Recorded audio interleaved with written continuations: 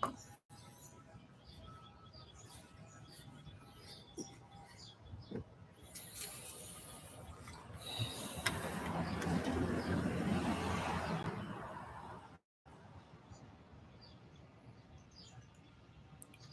right, may the words of my mouth and the meditation of mine heart be acceptable in Yahweh's sight. He is our strength and our redeemer, and it is in his name, which is his authority, that we pray, praise, proclaim, project, and protect today's message. Among.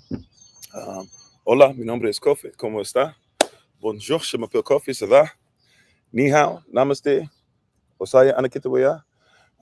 Ohio, I see you. Manut, habarigani, akwa aba, etesen. Jambo, mimi ni Kofi, ninafura kukutana na wewe. Bakwatav, Barakalat Sham Yahava, Shalom. Shalom Yashtal. Shalom Alat Sham Yahava. Shabbat Shalom. For some of you, Shlai Shai Shalom. Anai Kofi. Hello to Servants of Christ. Mashalom. Hey, hello everybody. I'm Pastor Kofi, Pastor Servants of Christ, where we are always changing lives one mind at a time by being a voice of the voiceless and speaking the unspoken. Thank you for joining us again on this rising. We appreciate you. We do not take it lightly that you decided to join us. And we hope that you learn a little something and enjoy what it is that you're hearing today. And we very much so appreciate your time, talent, effort, energy, all those great things. Today, we give all honor and praise once again to Yahweh Elohim. We give all praise and honor to him for my wife, the Honorable Maya, who lives a life that's able to be honored. You can check her out on TikTok, YouTube, her website, and Pinterest at Bloom and Flourish. Not A&D, the letter N, Bloom and Flourish. She is a healer, herbalist, chemist, and biologist by degree. And we thank you guys so much for being on. Thank you to the moderators. As always, I bow down. Those who are coming in, feel free to ask any questions, comments, or concerns, and do so as much as you want. We just simply ask that you treat people with respect. We believe that everybody deserves respect. So the moderators are there for a reason on all the platforms, and we appreciate them, and we give them the ability to do what they need to do. Right? They have the green light to do what they need to do, and so we ask that simply you treat others with respect. Even if you have questions, that's cool. Just questions for the sake of question, or trolling, or ad hominem, where you're making fun of somebody, whether it's myself or somebody else. We got to protect people, especially because we have people of different ages on here as well. So we ask that maybe if you can, just be nice, be human beings, right? If not, we have to make sure that we move accordingly. Not because we don't like you, just because we have to protect what it is. And also, to be honest with you, we have to make sure that TikTok says that we're not violating community guidelines. So you said another Christian page. I'm not a Christian, but thank you so much for going ahead and making assumptions. But if you'd like to listen long enough, maybe you'll be able to see what we actually are, or actually ask some questions to actually see what we are versus just making assumptions. You know what they say about people that assume, and you're assuming right now, and I think you're better than that. Now that that's being said, though, thank y'all for being on, right? Appreciate you. And let's go ahead and say hello to everybody. Then we'll get into today's topic, today's series, or part of today's series. Part of today is a series we've been doing. If you'd like to be able to look on the YouTube channel and actually find out what it's talking about, we're talking about This System is Sus as a series, right? So we'll get into that in a second, but thank you all for being on. Appreciate you. How you doing, Sister Nadine? How you doing, Steven? How you doing, Star Bright? Appreciate you. How you doing, Sister Deborah? Everybody on Facebook, YouTube, TikTok, those that are watch or listen to the podcast later on, we appreciate your presence so much. Thank you, everybody, for being on with us. If I miss your name, charge it to my head and not to my heart, by the way. Appreciate you for being on. How you doing? Darika, Sister Monica, Sister Nate, or Sister Renee, Pamela, TNT, TNT,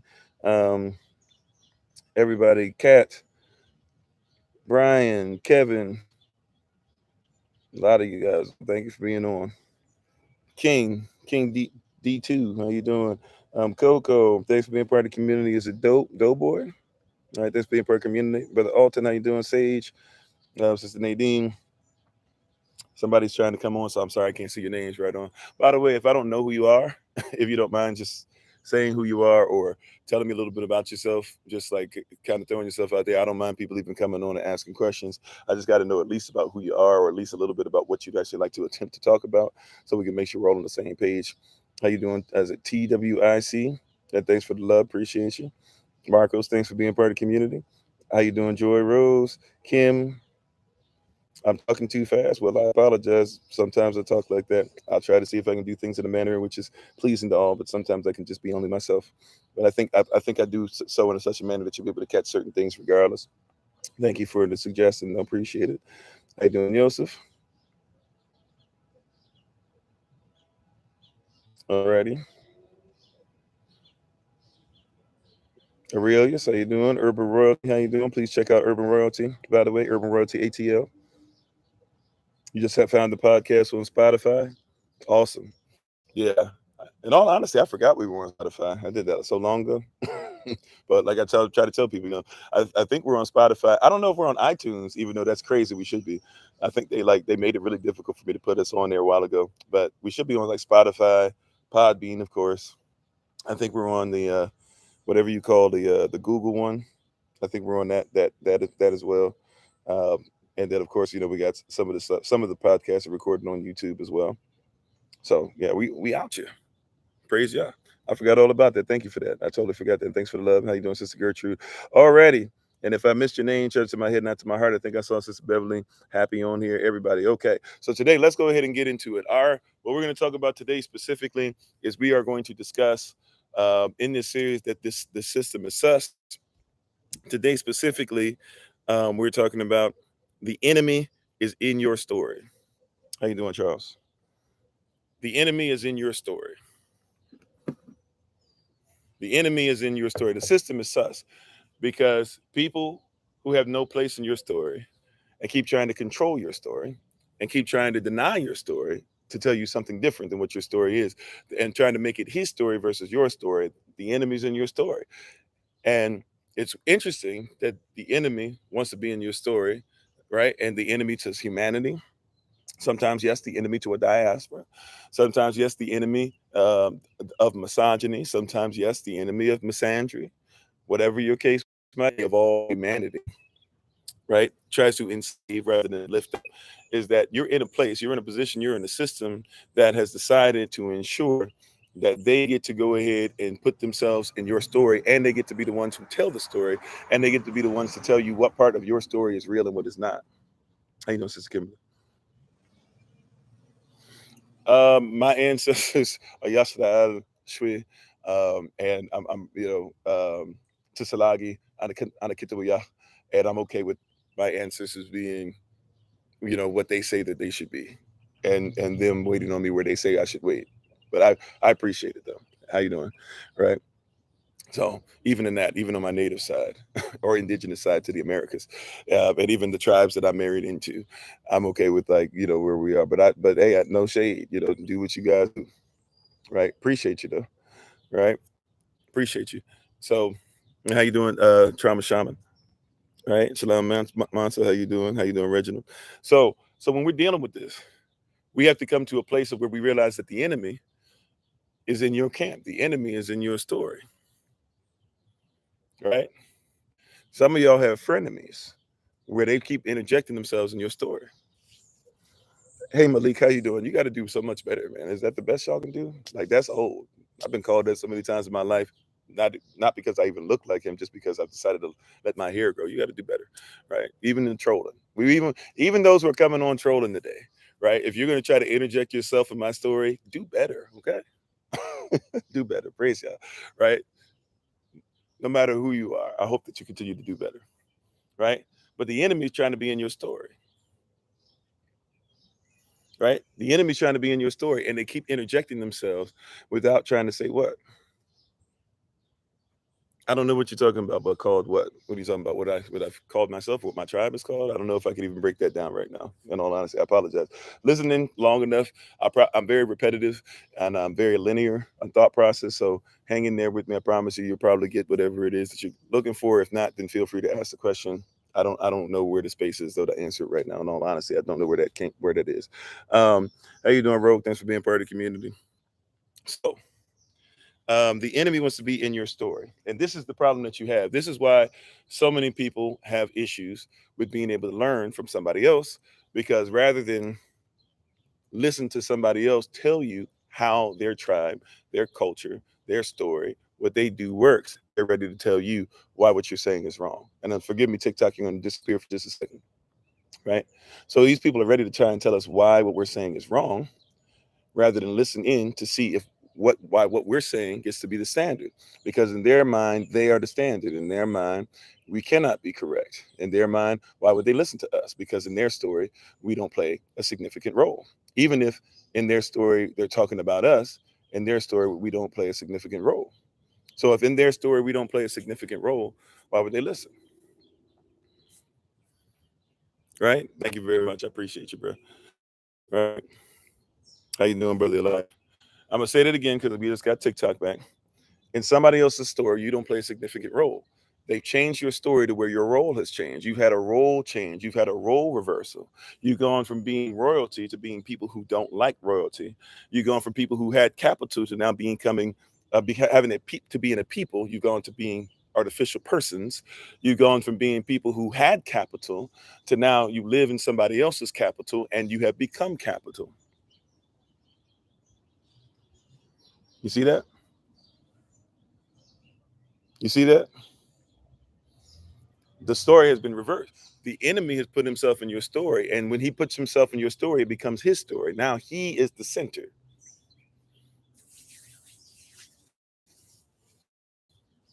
You catch that? How you doing, Native Stone? Thanks for being part of the community. Now the enemy has become the center of your story. He's become the center. He's become the reason your story exists. In your mind, the story doesn't get told by you, it gets told by somebody else. You don't hear your voice. You do not see your culture in your head. You see somebody else's. You hear somebody else's. How you doing, Sister Irana? How you doing, J Matt? Right?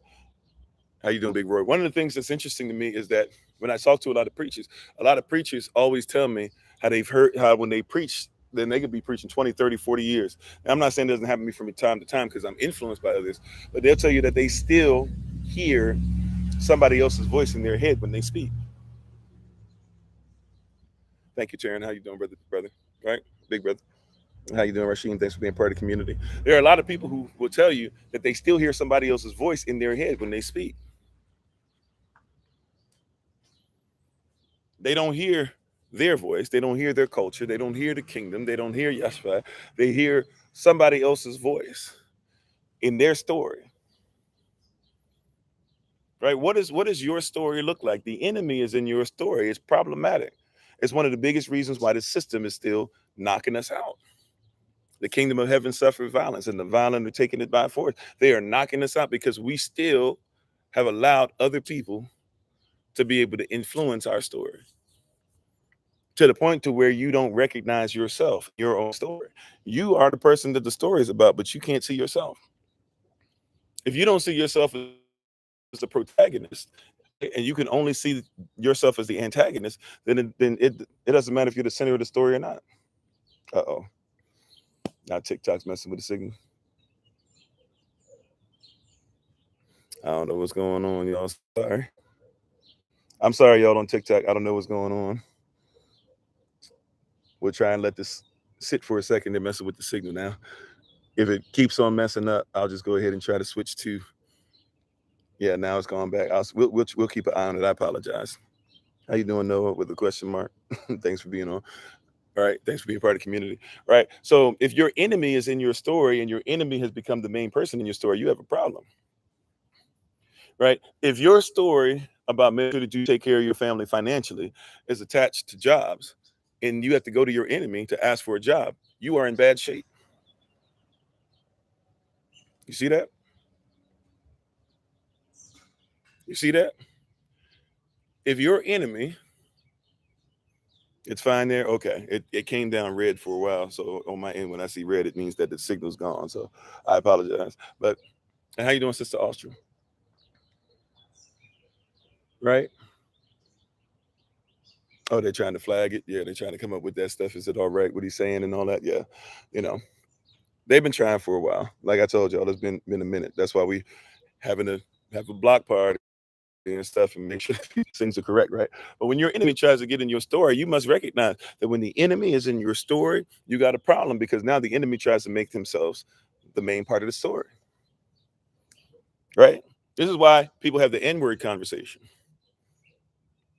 Because we were okay before the enemy came. We called ourselves Niger, Negus, Negus. We could use those terms. They meant royalty. They meant king. We had no problem calling each other that. YouTube super grainy. Yeah, signals. It is what it is today. Doing what we got to do. All right. But thank you for letting me know. Yeah. Right. But these are the things that we have to be aware of.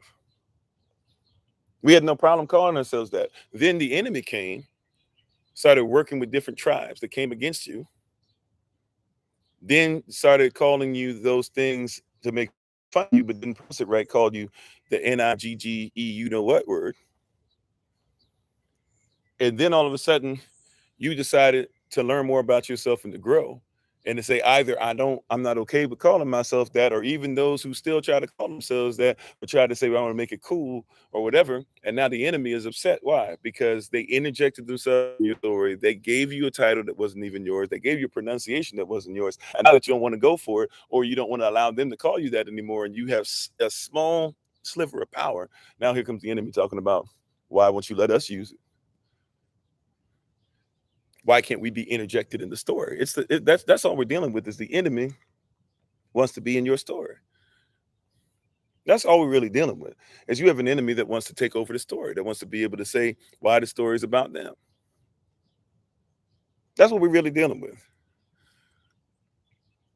The enemy wants to be in your story. You have a government, right, who wants to make everything about them. This is why you're called Americans. For those of you who were in that part of the world, this is why you are called American.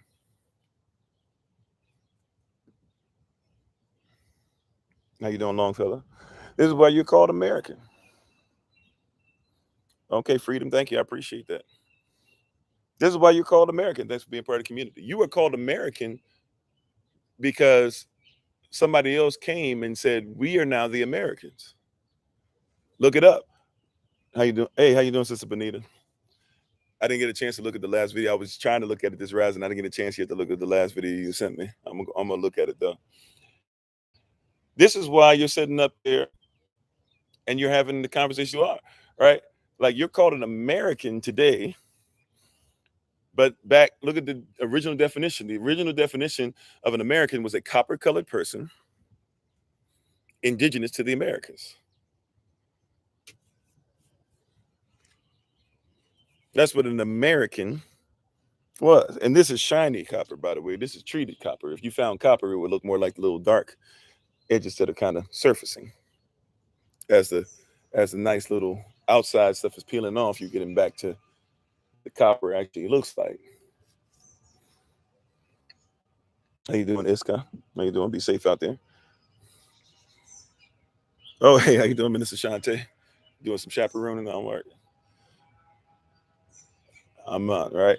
So you're dealing with somebody who literally changed the definition of an American. They defined, according to their definition, when they came upon you, they said that we're going to call all of y'all Americans, your copper colored people indigenous to the Americas. And then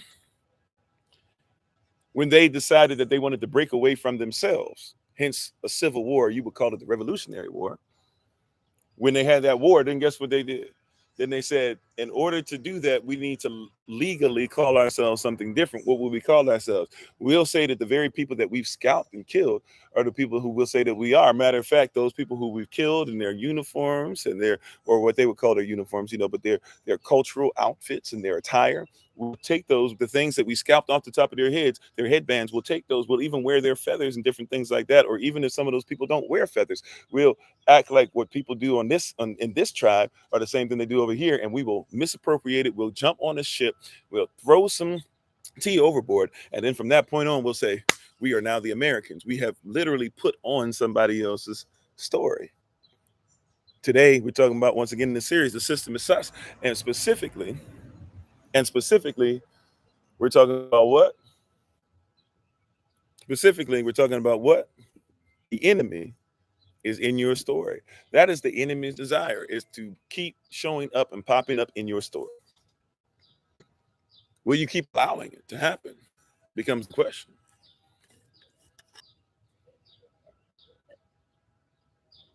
Will you keep allowing the enemy in your story? Thank you, Summer. How you doing? Thanks for being part of the community. Right? Will you keep allowing the enemy in? Are you gonna allow it? Like, we got to ask ourselves a question. We got to be honest today. Are we gonna keep allowing it? We're really blaming somebody else. What are we allowing? What are we allowing to keep on happening? Right? What are we going to keep allowing? Like, watch this. When are you going to stop allowing the enemy to be the one who ultimately gets to show your tell your child who they are? I need the enemy to make sure that he's better with my child at school. School is not designed to make your child better. School is designed to make sure that your child works for the government.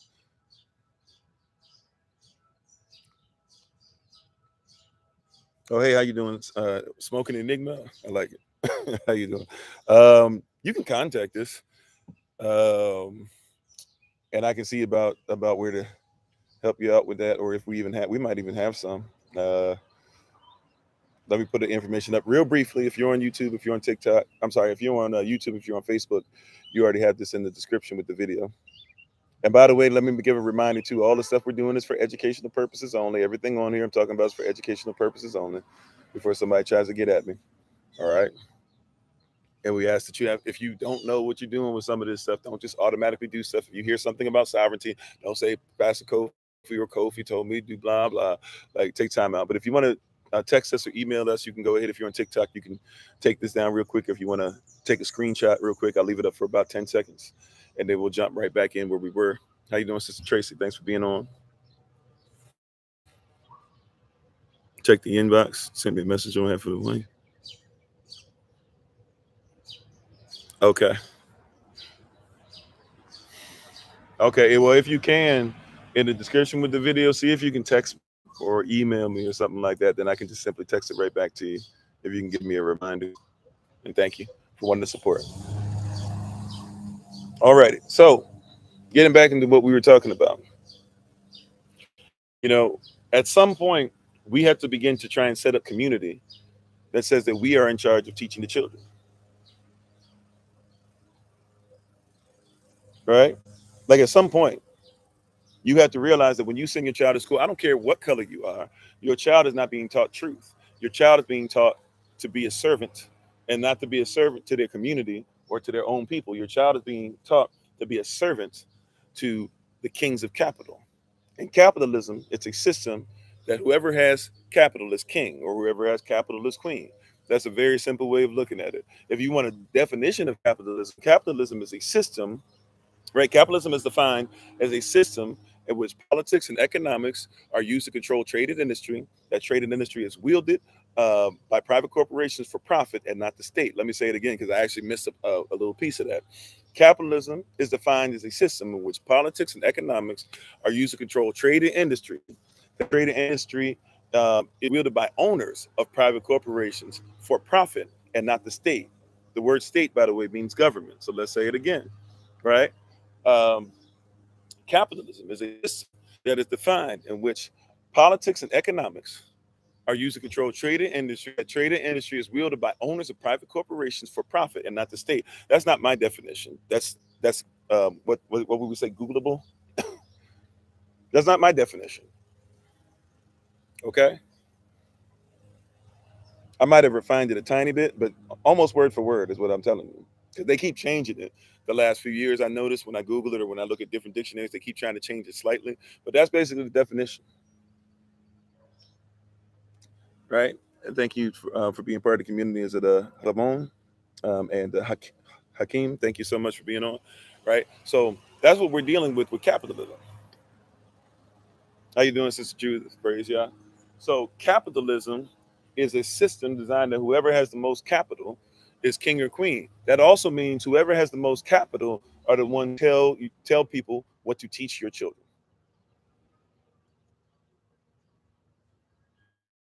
Yeah, that is exactly how that works. And thank you. Is it Louis Stamps or Louis Stamps? Appreciate the thanks for being part of the community. right? So whoever has the most capital, they tell the schools what your children will be taught.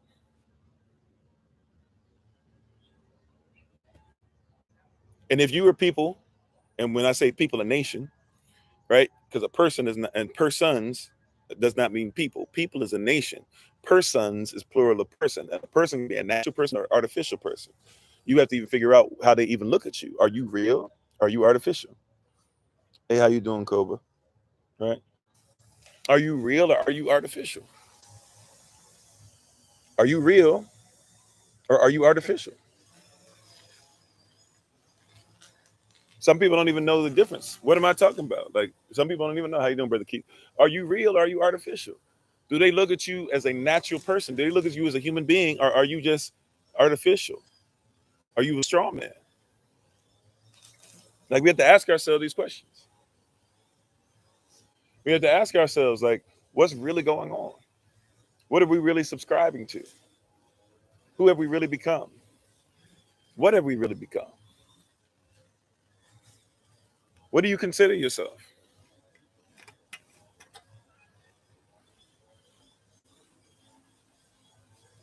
What does the system consider you? Has the enemy gotten in your story where they become the human and you become off to the side? How you doing, Brother Jermaine? And thank you, Sister Nadine. Appreciate you. How you doing, Zengrower? Shalom.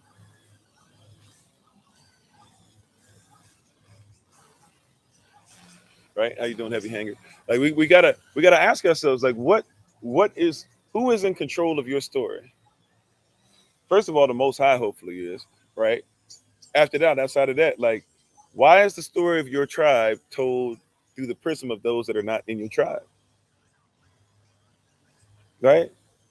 Why is the story of marriage and for your culture told through the prism of somebody else? How you doing, Sister Denise? You know what I'm saying? Like, why is everybody else attempting to tell your story, and why are you allowing it?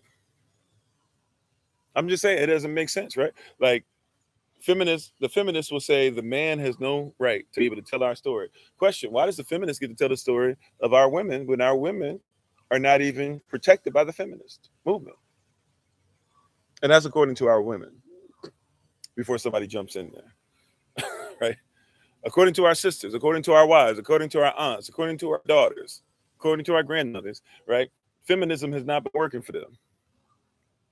Y'all love to bring Susan B. Anthony, and people try to lie to you and say Susan B. Anthony was down for the cause of all women and all this. And then I think her born day's in December. And in December, everybody's so quick to tell you, yeah, Susan B. Anthony this and Susan B. Anthony that. Susan B. Anthony was asked specifically, would you support black people voting? She said, I would rather have my right arm cut off than to make sure that I would support a black beast in voting before myself.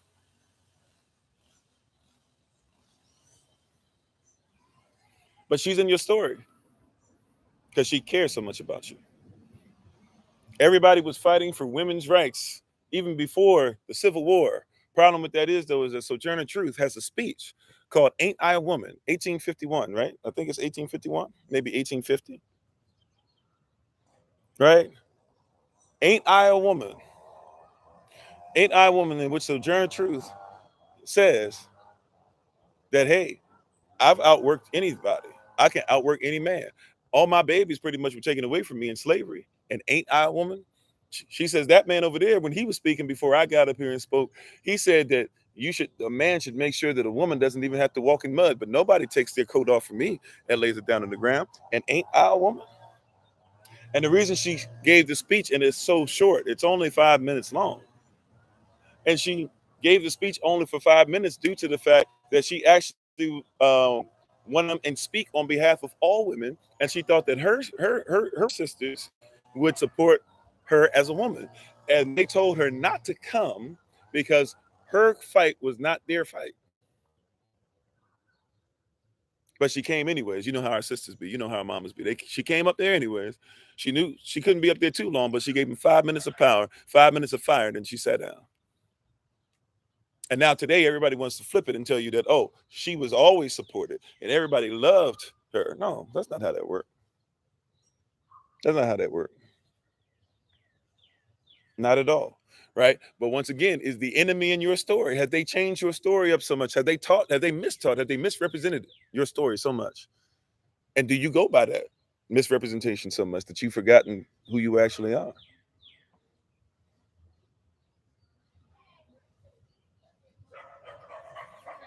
Heck, may I be honest with you? Even in our story, even when it comes to our story, we need to have more accountability.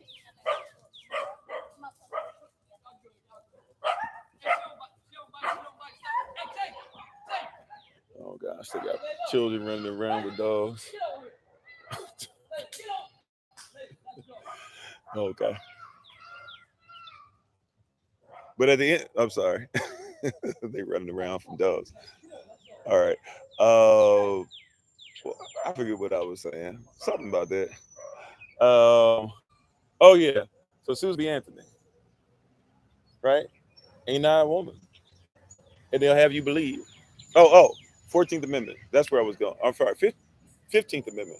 15th Amendment. That's where we were headed.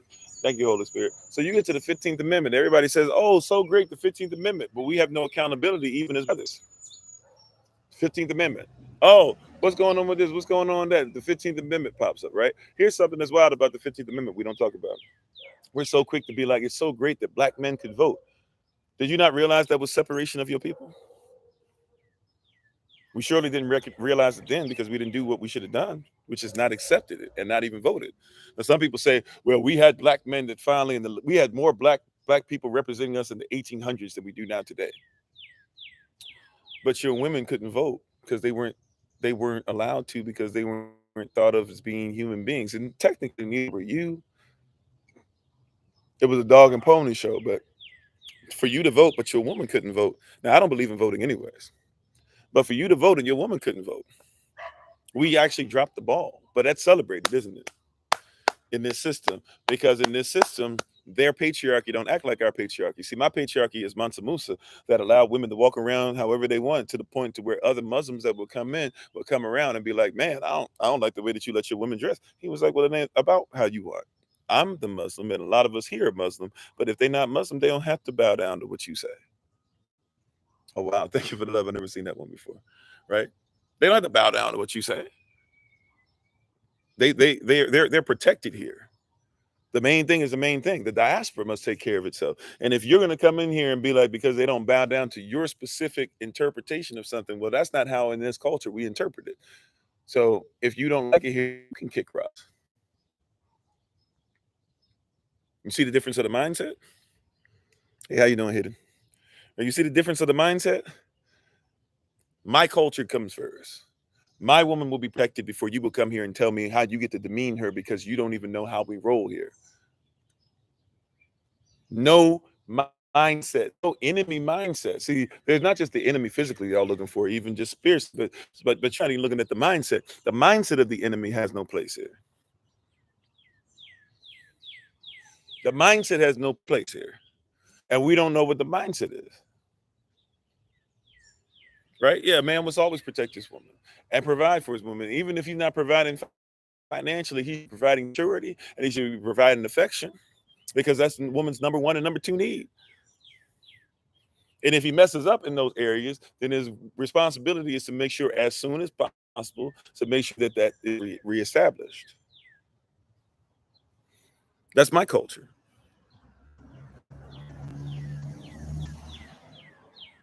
That is my culture. That's how it works. How you doing, Mystery? Thanks for being part of the community. That's my culture. That's how it works. See, that's why I tell people all the time when they want you to go in on the patriarchy. I can talk about their system, but what they mean is patriarchal. A lot of times, patriarchal stuff means that men shouldn't say anything, and anything that's manly or anything that's masculine should be toxic. And I'm like, well, in my culture, masculinity is something different. Like, in my culture, I don't consider sagging your pants masculinity. In my culture, hitting the woman is not masculinity. It is toxic, but it's not toxic masculinity. What the toxicity of it eats away at masculinity. At masculinity, excuse me. How you doing, Mila? Is it Mila? Mila or Mila? Mila? How you doing? Right. Thanks for being part of the community, right? Like we got to get to a different place. Like people are talking about toxic masculinity. No, the thing toxic begun to eat away. See, if something is toxic, then it eats away. You missed it. You're not dealing with toxic masculinity. You're not dealing with the toxic feminine movement or whatever. You're dealing with something that is toxic that has ate away. What is your culture? What is your humanity? This is the problem, right? I don't mind patriarchs because my patriarchs, they don't cheat on their wives. My patriarchs don't want 15 wives. And if they do, we call them wrong. And they need to go sit down somewhere. You see the difference?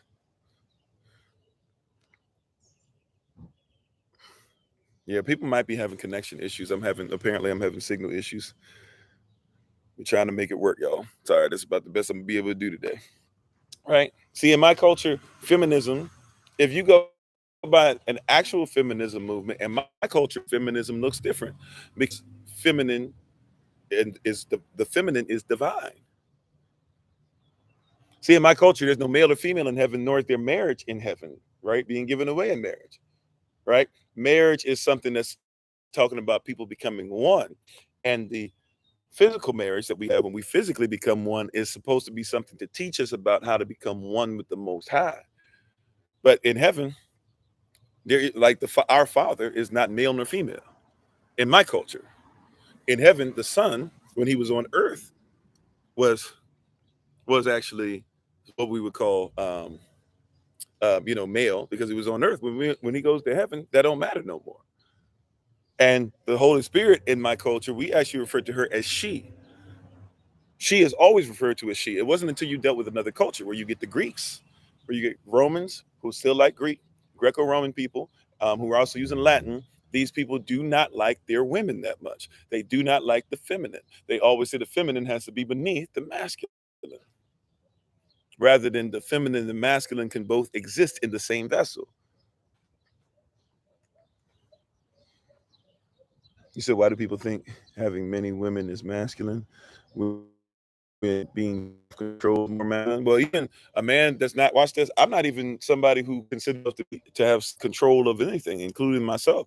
But I definitely have accountability. The thing, the enemy is about controlling you. The enemy, therefore, you have become, not you personally, right? But those who are under this system, they have decided to try and do what? To control others, to control the narrative, to control women, right? Women have now become trophies, right?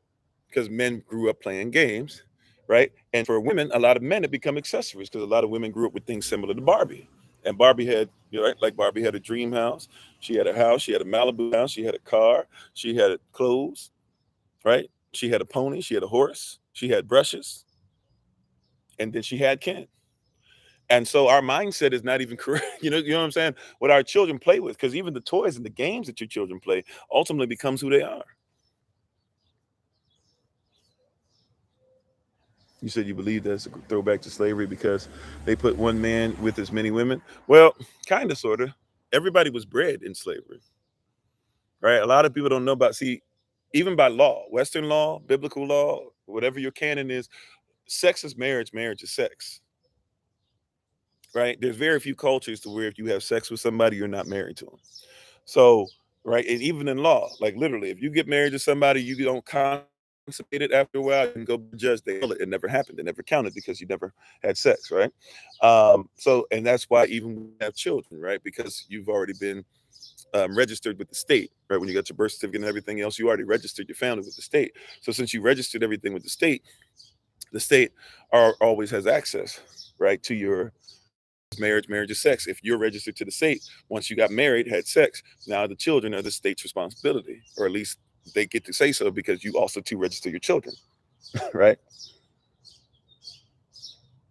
right but when you go back to those times, we were taught to bread. Even Willie Lynch tells you that stuff, right? He said, matter of fact, Willie Lynch says that if you want this system of chattel slavery to ever end, he said the second that we as men become husbands again, and our sisters as women become wives again, and in our own civilization, in our own culture, he said it's over.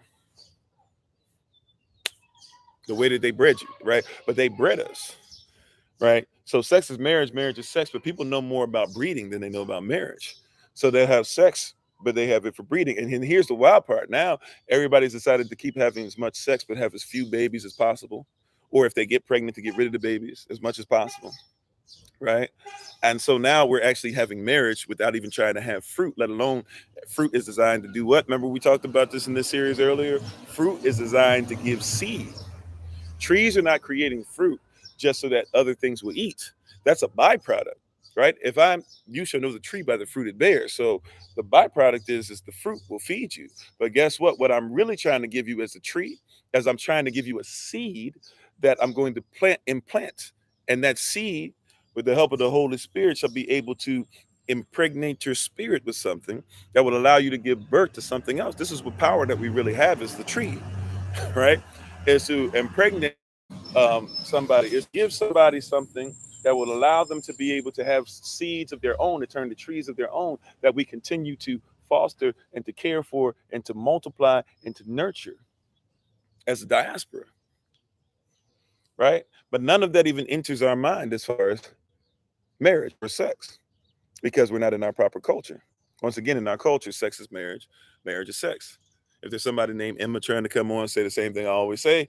If you'd like to be able to come on, just let me know what you want to talk about, right? Or, let me know what you want to talk about. Let me know about you, because I have to know at least what's going on. I can't just have anybody coming up on here, unfortunately. How you doing, Mr. Self-Care first? You were always taught the Holy Spirit was a gentleman. Yeah, a lot of people say stuff, right? But once again, you get back to culture and you realize what's going on, right? So our concepts, and that's why you got to get to yourself. The enemy wants to keep putting himself in your story. Before the enemy came in, what was feminine? See, do you even see what is the standard of femininity? What is the standard of being feminine? What is the standard of a divine woman? Right? What is the standard of a secured wife? What is the standard of affection that a husband should bestow upon his wife? What is the standard of respect that the husband should receive from his wife who's getting security and affection? What is the standard for sex in our community? Because once again, a lot of your standard is for breeding. That's why a lot of your sex looks like pornography. Because that's what you saw. That's the standard. How you doing, Sister Latoya? Just saying. Right? I'm just saying. For a lot of people, that was the standard. But and you try to develop dating habits off of it. You got to ask yourself, see, the enemy has made himself way into yourself. The enemy is present in your story. What do they what's the saying that people like to say? The greatest trick of the devil was to make you think that he never existed. How you doing, Bradley? Isn't that a saying that they say? The greatest trick of the enemy was to get you to think that he never existed. So if he's standing right next to you and you don't think he exists, if you go to church and don't think that you think the devil's in hell, but the devil is not in hell. It's not his time to go to hell. According to the Bible, it's not time for the devil to be in hell yet. It's not his time. Y'all don't want to hear this.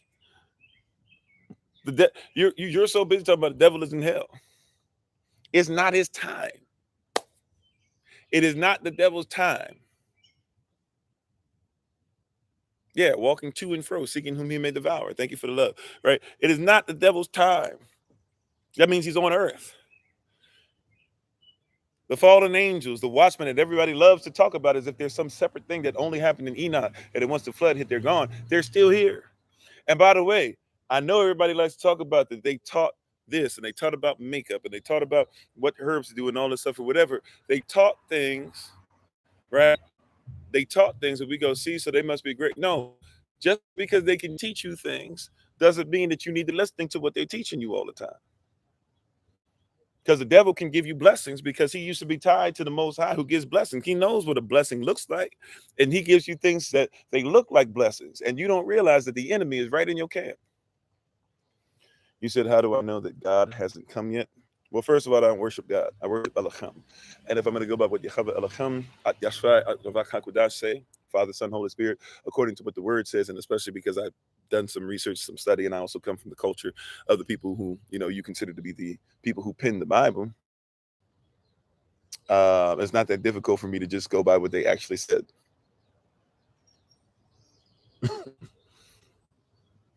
So that's not a problem for me. If you disagree with what they actually said, then teach their own, right? But I'm just saying for here. You said so we are on a prison planet with the devil. Well, we're on a planet with the devil.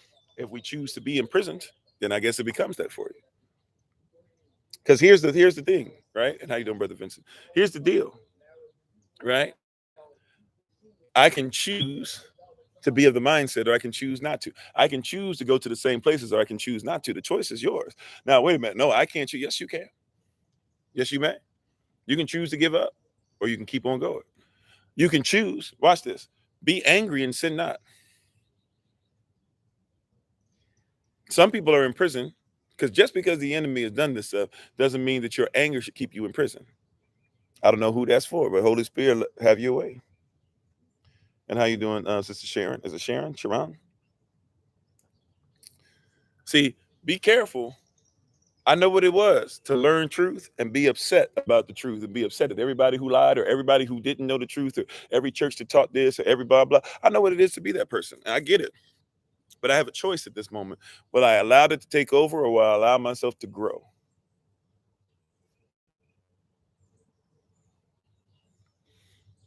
I can be trapped.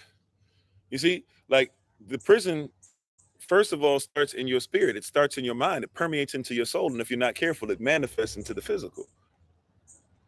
Everything has choice. Emancipate the mind. Yeah, emancipate yourself from mental slavery. The Honorable Marcus Garvey.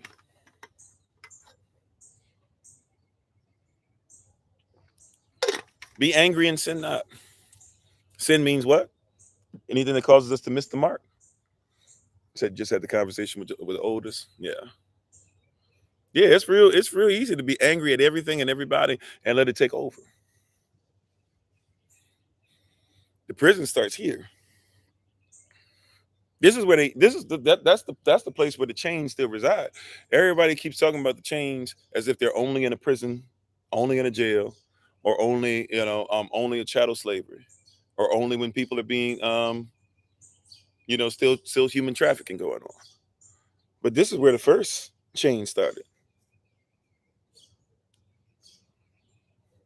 This is where the first chain started.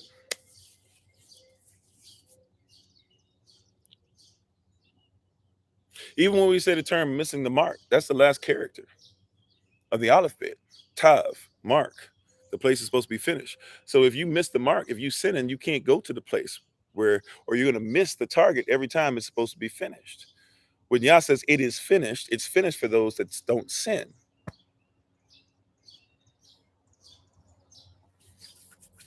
Right? It's a choice.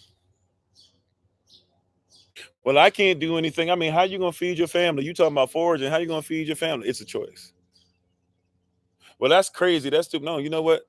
Look, you'll go to the store, spend an hour and a half, making sure that there's groceries for the house, right? Why not learn? Yes, I know the sun's gonna be hot, but why not learn how to make sure you go outside and forage? If nothing else, you can at least put together salads and put together medication. How much you spending on over-the-counter medicine? How much that aspirin costing you? When aspirin actually comes from a natural source, but you're looking at synthesized aspirin that gives you side effects now. You should be able to take as much aspirin as you want and it not be a problem, but you can't do that with the aspirin that they sell over the counter, can you? Take too much aspirin and see what happened to you. Take too much Tylenol, see what happened to you. Right? You're in a system that imprisons. You're in a system that imprisons, and it starts in the mind. Yeah. The sun is outside. How many people can't go out in the sun? How many of our people conditioned, created, melanated to react to the sun are talking about I can't go in the sun anymore?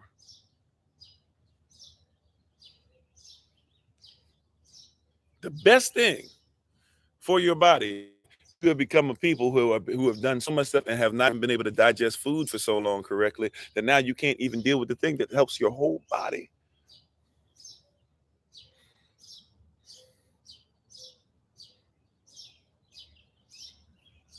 Hey, how you doing, Brother Ali? This thing that will outlast your that this thing that needs to be in your whole body won't get any sunlight though. Won't get any sunlight in your body. Right? Or I'm too busy. I got to go to work. I got to go to the job. How you doing, babe? My wife is on the Honorable Mind. Please check her out on TikTok, YouTube, her website, and Pinterest at Bloom and Flourish, not A&D, the letter N, Bloom and Flourish. She's a healer, herbalist, chemist, and biologist by degree. Right? The enemy is in your story. The enemy is the one that tells you that, hey, you need vitamin D, and then never tells you to go outside. You said you get what your doctor called sun poison, but you still go in the sun every day. Well, even with that, even if you're having issues with the sun, it's more so digestion issues probably than anything else. Like, here's one thing that's wild. Like, why didn't the doctor say, and I say this up for educational purposes only, right? All right, you ready? You ready for this? I don't comprehend why the doctor doesn't say, what's your magnesium level? Right? Because it's the sun, you're eating from the sun.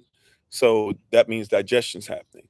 If you can't digest the sun, or you're having an allergic reaction, it's a digestion issue, then we got to ask the question, what's going on? What's your magnesium intake? Right? Are you getting enough stuff that stirs up the melanin? What about when you're eating stuff, how you eating things? Are you eating enough stuff raw right now? You might need to eat more things raw. But first of all, we got to figure out your gut health. We got to figure out digestion. We got to figure out your magnesium. We got to make sure you what is the word I'm looking for? Because when you have magnesium, it helps or your enzymes, right? You might be eating stuff and breaking down the enzymes because you might need extra enzymes right now to help you to digest. So you might need to eat some stuff in its rawest form to make sure that you get tough, not the meat, but the vegetables. And you might need to have a bunch of the veggies right now, a bunch of the fruit, right? What's going on with your liver health? What's going on with your pancreas, by the way? Right? What's going on with the thyroid? Like, these are things that we should ask that all affect some of the stuff that gets you to the point to where your body can't take sun. And when your body gets to the point to where it can't take sunlight, we're in an emergency situation. How you doing, Devin? Thanks for being part of the community. Right? You see what I'm saying? Like, we're in an emergency situation when your body can't take sunlight. That's not normal. I've heard people tell me, I don't get it, but I've heard people try to tell me they're allergic to water. Your body is water. What you mean? You know what I'm saying? I've heard people try to tell me that they're allergic to water. And I'm sorry, I'm not trying to be facetious. If somebody here suffers through it, I'm just saying we got a problem if you can't accept what your body's made out of. Obviously, you're not allergic to what your body's made out of, or else you would be dead. You wouldn't exist. So we're having a digestion issue if you can't take sunlight. So we need to figure out why you can't digest. And maybe you need to get a tincture, right? My wife has plenty of tinctures of digestion. Or what about, do you know about like, maybe you need to eat some stuff that's more bitter. Maybe you should let dandelion grow somewhere and not cut it down and not spray your yard. Yeah, when we say acidic or alkaline, right, the body has become acidic due to the fact that what? That basically it's in a position to where it's toxic due to the fact that things that need to be digested to help the body to stay alkaline, right, are not there. What about drinking some water and making sure in the water every once in a while, not all the time, but every once in a while, you put a pinch of baking soda in the bottom of it. Bare minimum, it at least helps to neutralize a lot of this stuff and get you back on track. These are the things that, but once again, the enemy's in the middle of your story. The enemy doesn't want you to get healed. The enemy just wants to say that you got problems, right? And they'll say, I'll help you to manage the pain. Anybody ever dealt with that? I don't like pain management. I like pain to go away. Pain management is the enemy of healing,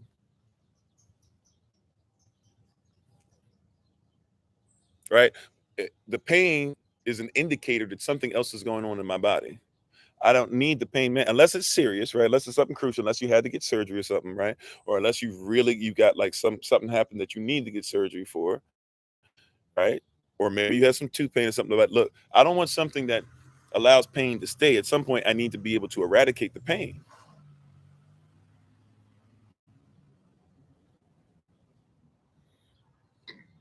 Well, salt is something that's all right to put in water because it a certain extent, obviously, but salt is something, pinch of salt here or there is okay to put in water because salt actually helps the body to retain water, believe it or not. We think that salt water, it means that there's just salt and nothing else. Water carries minerals and nutrients. If you actually had real water, most of us don't drink actual water. Like we don't get water that actually has nutrients in it.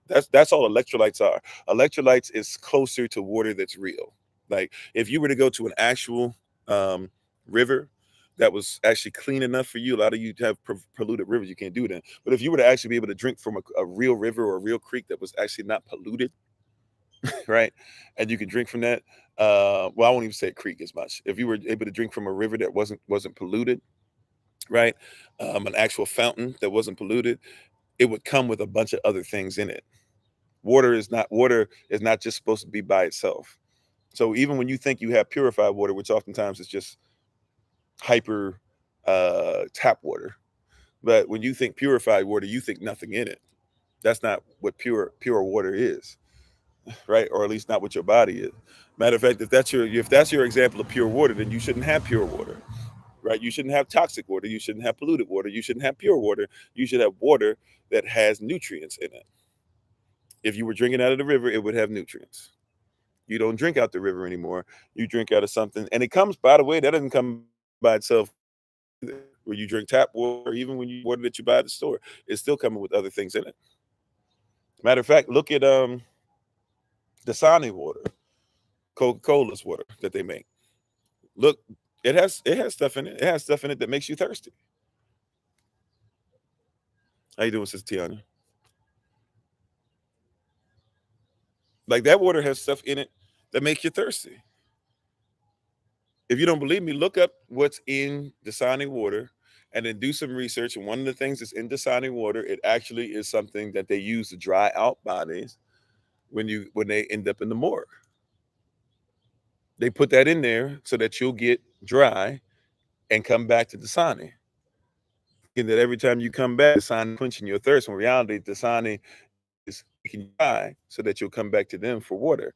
Every time you come back to them, you're addicted to being dry and coming back. You're addicted to dying and being brought back to life. By the way, that's why a lot of people are addicted to drugs.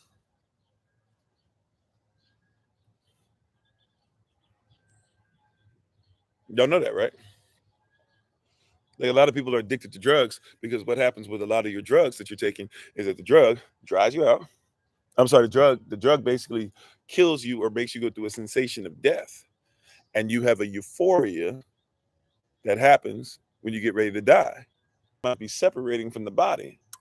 So your spirit is trying to get back. To be absent from the body is to be present with the Lord. So you go through a whole thing where you going through a process. Your body is dying, and so you have a euphoric mindset. Your spirit goes somewhere else,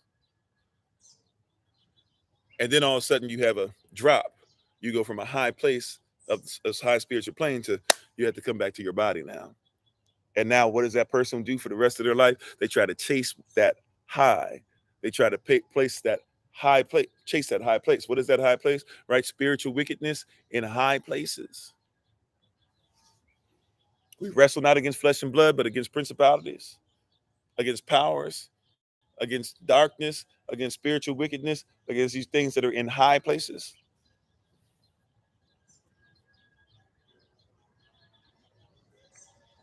You see what I'm saying? That's what you're dealing with.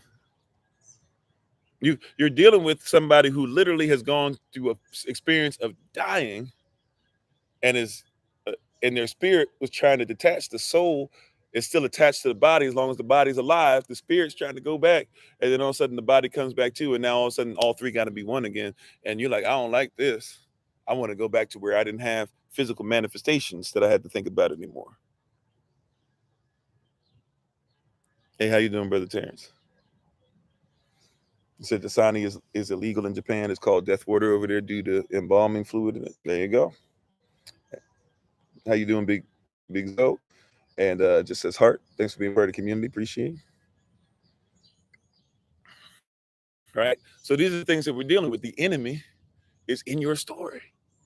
And you tell the story as if what the enemy says is correct. And when you got to go to your enemy for your water, when you got to go to the enemy for your food, you're in bad shape. You see this evergreen tree back here, right? This evergreen tree right here.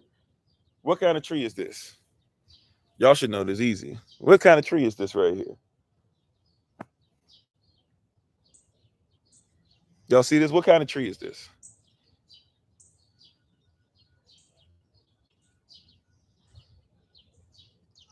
Yeah, what kind of tree? What kind of tree? It's not that hard to see it.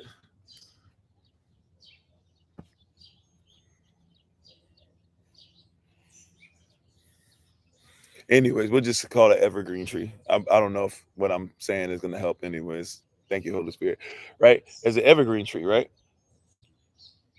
Those needles, they look very similar to other needles, right? That's a spruce tree, right? Can you make a tea out of this? Right? Same family. I think my wife is on, right? It's the same family as the pine tree. Same family as the fir tree, pine tree. It's a spruce tree. Babe, is this the same family as the pine tree? I think so, but I don't want to say the wrong thing. How you doing, Omix King? Thanks for coming on over. I think it is, right? It's definitely an evergreen tree, right? Now, why do you think that this is an evergreen tree? It is? Okay, thanks, babe. Right. So why do you think this is an evergreen tree? There's trees next to it, right? We got a mulberry tree right here, right? I forget what this tree is for real, for real. It's got some other stuff that grows around it anyways, but we got other trees around here. We got another mulberry tree. This is white mulberry up front. We got a black mulberry tree in the back, right? This stays green all year long. Why do you think that is?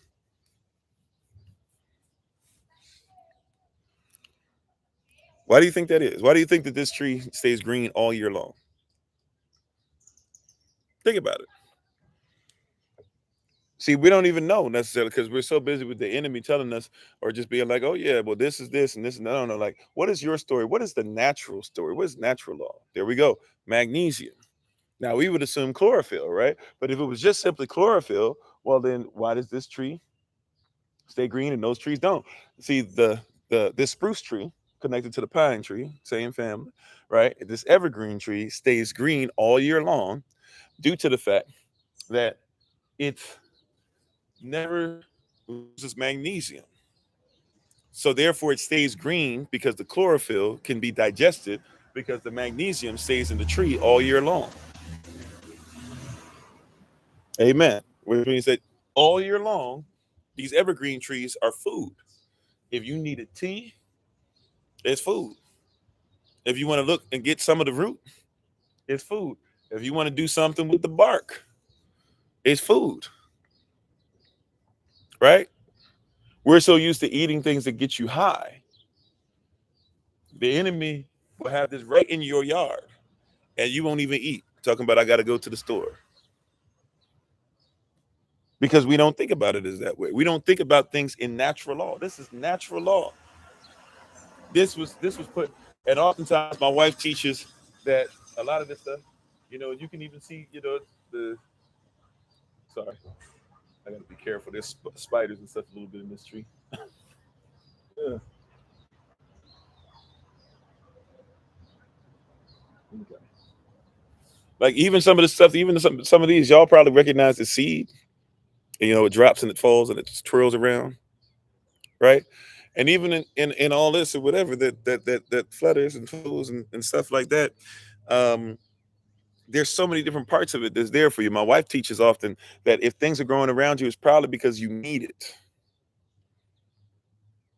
And we've gotten so illusion, like a lot of that we pay for are things that are right there. Now, I'm not saying the workman's not worth their hire. You're getting this cabbage that grows wild almost everywhere on the planet.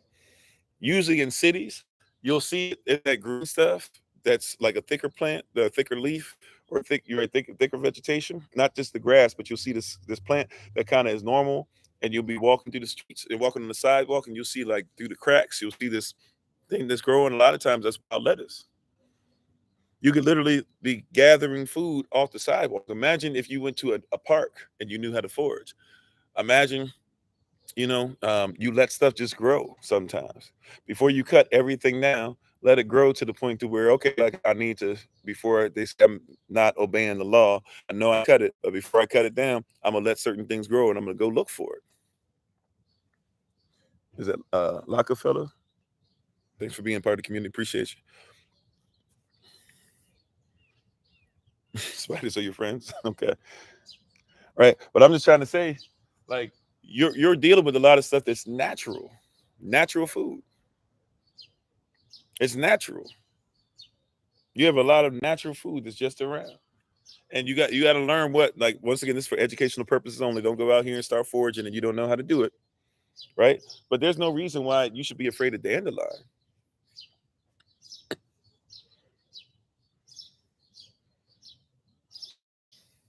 Right. There's no reason why you should be afraid of that and be spraying it when dandelion is the best thing. A lot of you guys who have digestion issues, gut health issues, or blood flow issues, or aging issues, a lot of different stuff. You need some dandelion in your life because it's gonna help affect your blood. It's gonna affect your digestion. It's gonna affect your and parasites.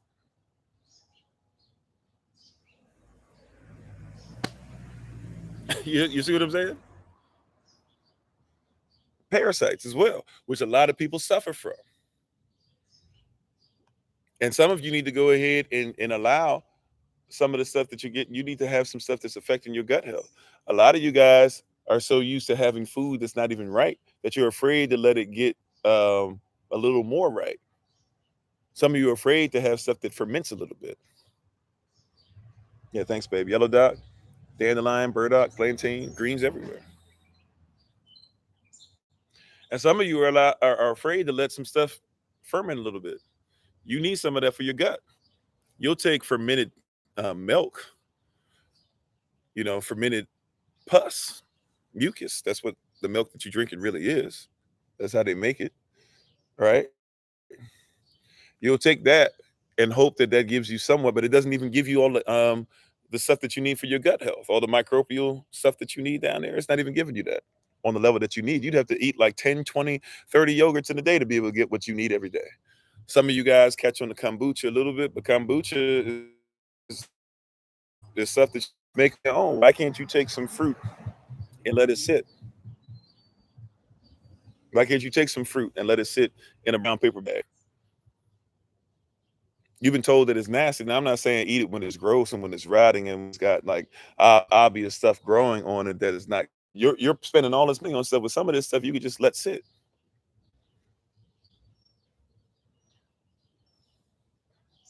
My wife, if you want to talk to her, she's on here. Bloom and Flourish, BLOOM, the letter N, FLOURISH, Bloom and Flourish.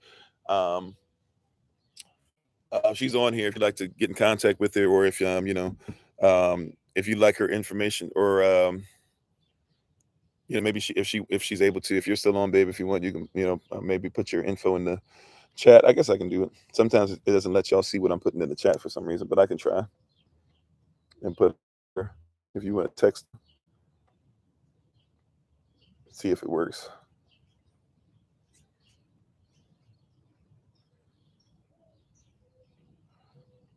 Actually, hold on. Wow. I'm having a moment. I haven't given her number out in so long. 41046. That's not right.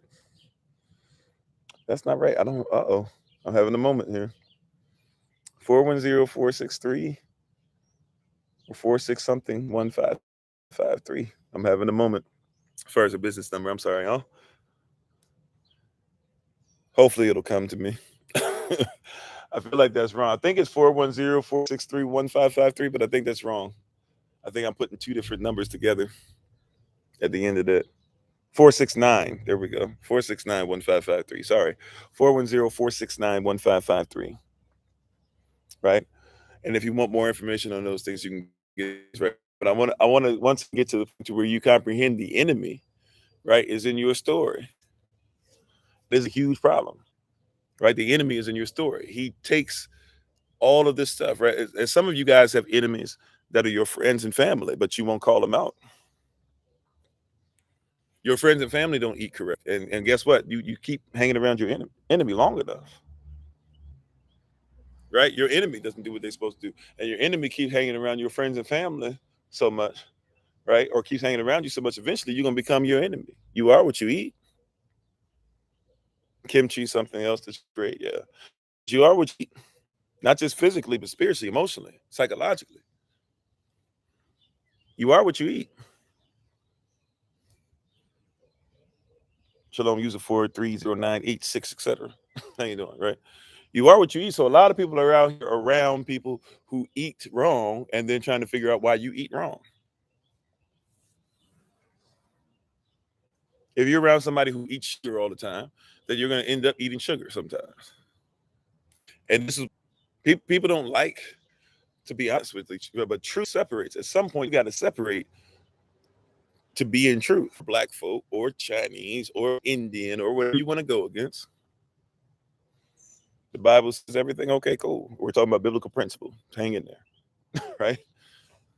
So that's what we've been talking about, right? Even the herbs are for the healings of the nation, right? Tells more about the herbs too. What Psalm 114 verse Psalm 104 verse 14 as well, I believe. So we're right where we're supposed to be as far as the nature. There's a nature of eating. There's natural law. The maker of the universe, the kingdom, the king of kingdom law, gave us marital law. We should be married unto him, and said he has universal law. That means he spoke things into existence, and gave us natural law, the law of nature that came out of what he created, that we might be able to have substantive law, that we might be able to be substantiated. By the way, that means our hope should be in these things, because faith is the substance of things hoped for, and now the evidence of things not yet seen. You would call that public-private law, remedial law, procedural law, common law, law of equity, um, maritime law. You're seeing manifestations, right? This is law. If it's in the Bible, then it's law. If it's a king's decree, it must be law, right? And so we need to get back to doing this. We allow everybody else to dictate, right? Anybody who doesn't want to teach you about law is an enemy of the Most High. Did y'all catch that part? Somebody doesn't like it. Anybody. You hear what I'm saying? Anybody that doesn't want to teach you about the king's law, think about that. Because that's harsh, isn't it? That's harsh. But see, truth separates. It sounds harsh, doesn't it? What do you guys think about that? People don't like it. But what you think about that?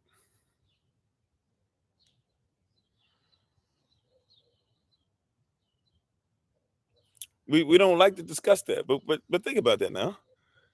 Anybody who doesn't want to obey the king's law, are you a friend or foe of the king?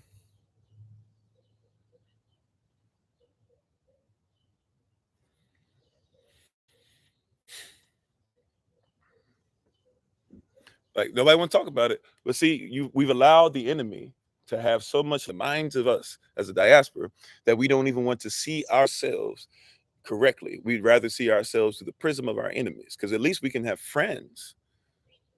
Even if they're frenemies, we'd rather have frenemies than no friends at all. How you doing, John? Thanks for being part of the community. See, we'd rather have friends than no friends at all. Or we'd rather have frenemies than no. But watch this. We'll sing songs. I am a friend of Yah. I am a friend of. Isn't he your friend? He calls me friend. Well, I mean, do you need any other?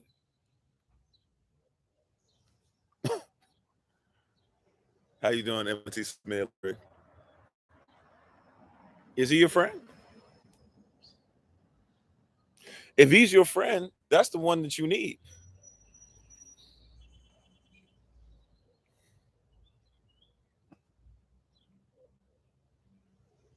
That's the one that you need.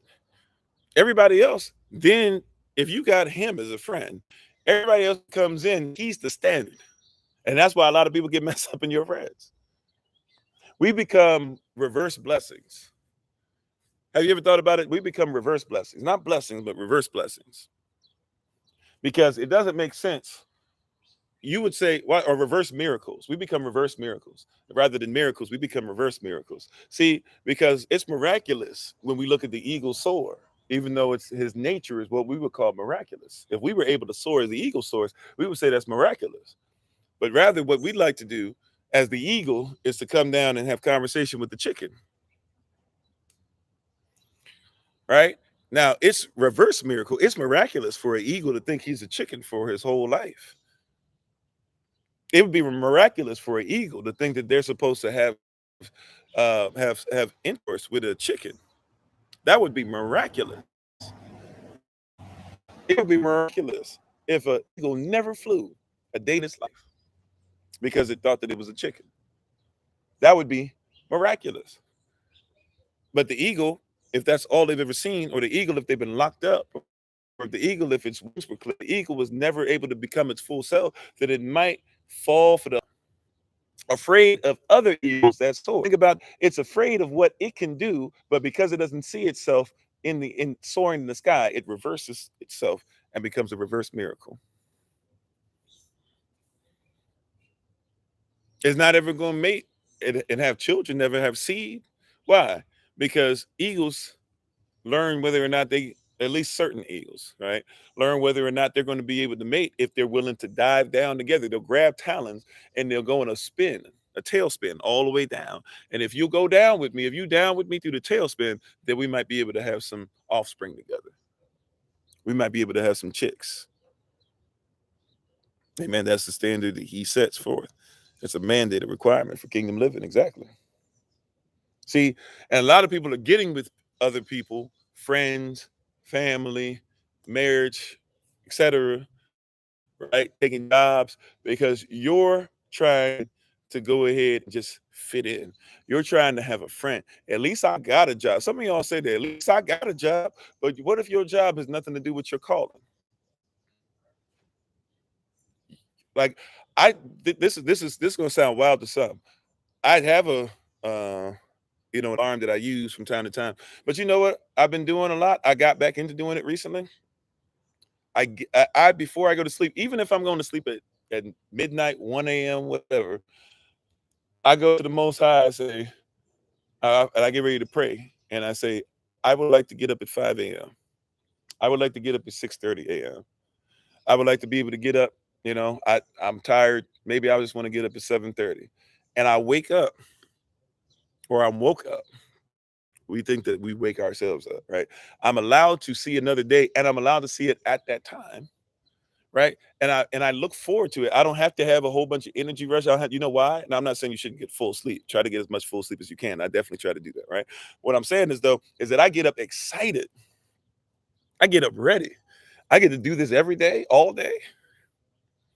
There's somebody who's gonna call me and say, "Hey, can you help me with my marriage? Can you help me with the financial issue? Can you help me with the way that I see myself? Can you help?" And I get to be able to speak life into them. Oh, I love this. This is what I'm called to do. Let's go. Let's get it. Yeah, right. And I know that nobody really does this on a level that I can, not because I'm better, but because there'll never be another one of me that ever exists.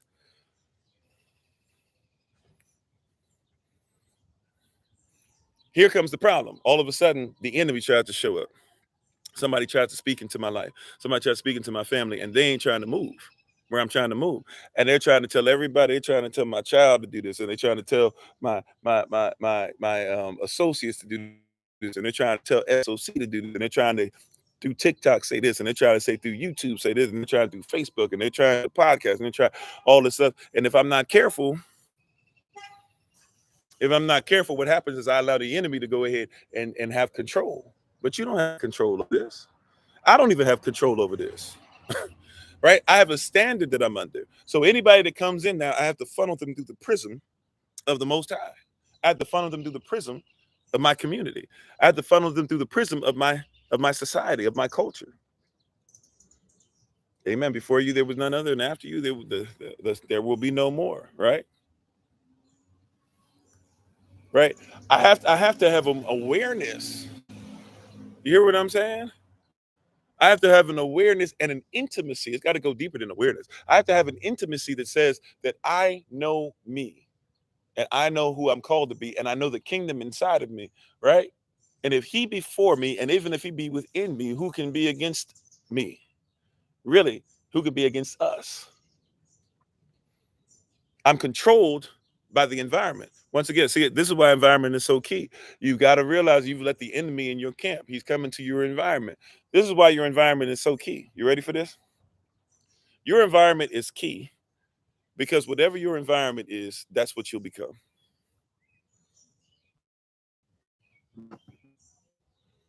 Whatever your wineskin is, that's going to affect the wine. Low, stay low key. That's why you think humility means not to ever say anything. You think humility means to be a doormat, some of you. Some of you think that humility means that you're not supposed to call things out. Humility means that you're supposed to go ahead and let stuff ride.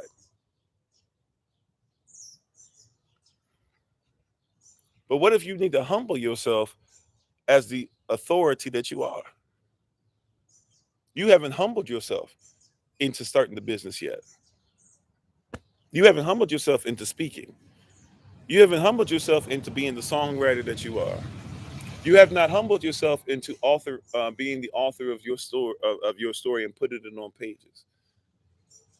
You haven't humbled yourself in making sure that you can be the person that everybody in the community can look at. We don't see real men around. We don't see real women around that often, but you look like something different than us. Somebody got to humble themselves into the position. Humble yourself before the mighty hand of Yah. His hand is coming towards you. Humble yourself. Humble yourself into position. See, the enemy's coming in and he ain't humble. He taken. You need to be humble and be. Either the enemy gonna take it by violence, by force. The kingdom of heaven suffereth violence, the violent taking it by force. This is talking about John the Baptist specifically in that scripture where what happened to John the Baptist? His head is cut off.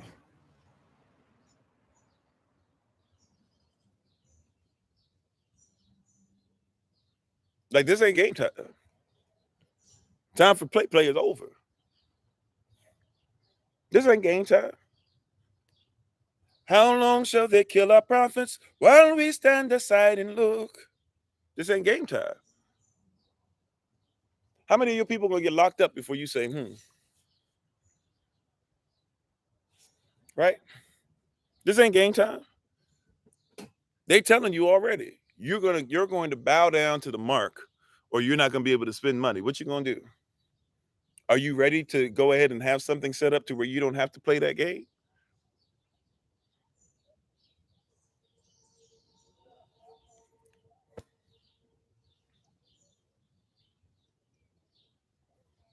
Are you in position to not have to play that game?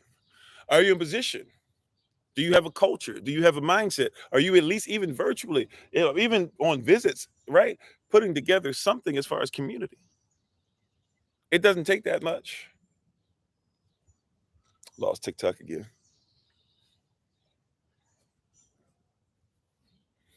Right, but it don't take that much.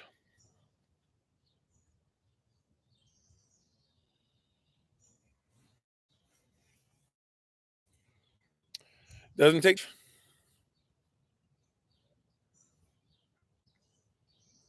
it doesn't take that much. We think it takes so much. Watch this. Where it starts. How do you get the enemy out of your camp? Right? Well, or let's even start something more simple. How do we start to change? People always ask this. How do we start to change something? All right. Watch this. Take a step. Okay, babe. Thank you. Right. First things first, take a step. Yeah, keep saying that y'all are red. So when it says red, it usually means y'all can't see. But first things first, take a step. Take a step. You see what I'm saying? Like people say, it's not going to change. It's not like can you take a step, please? Can you can you put a toe in the water before you say it's too cold? right? Even if I'm dealing with cold water, even if I got to get in slow and I don't temperature change going into the water, but even when I do, right? Even if I go real slowly at some point, as long as I get to a certain point, once I get about the waist in, right beneath the belly button type thing in, and basically like the rest of it, yeah, it's still, I don't like it, but eventually it's gonna get up to the shoulders. When I get the shoulders in, at some point I just need to dunk my head in. You could jump in, but even if you're gonna take your time, at some point your body will adjust enough for you to be able to start swimming,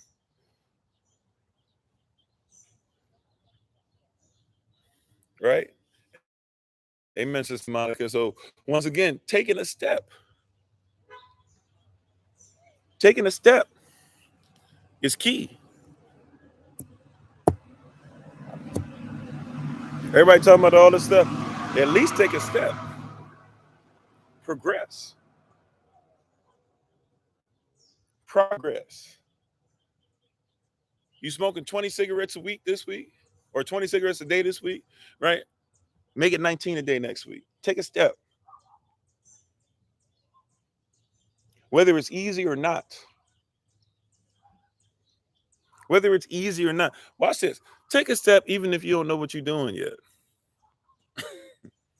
A lot of people wait for the perfect circumstance. I need to know everything. I need to have all my finances together. I need to make sure everybody's okay with it. Even if you do not know where you are going yet, if you know the voice of the master, go to the voice. Even if you don't know what is going to happen when you take the step, that's what faith is for.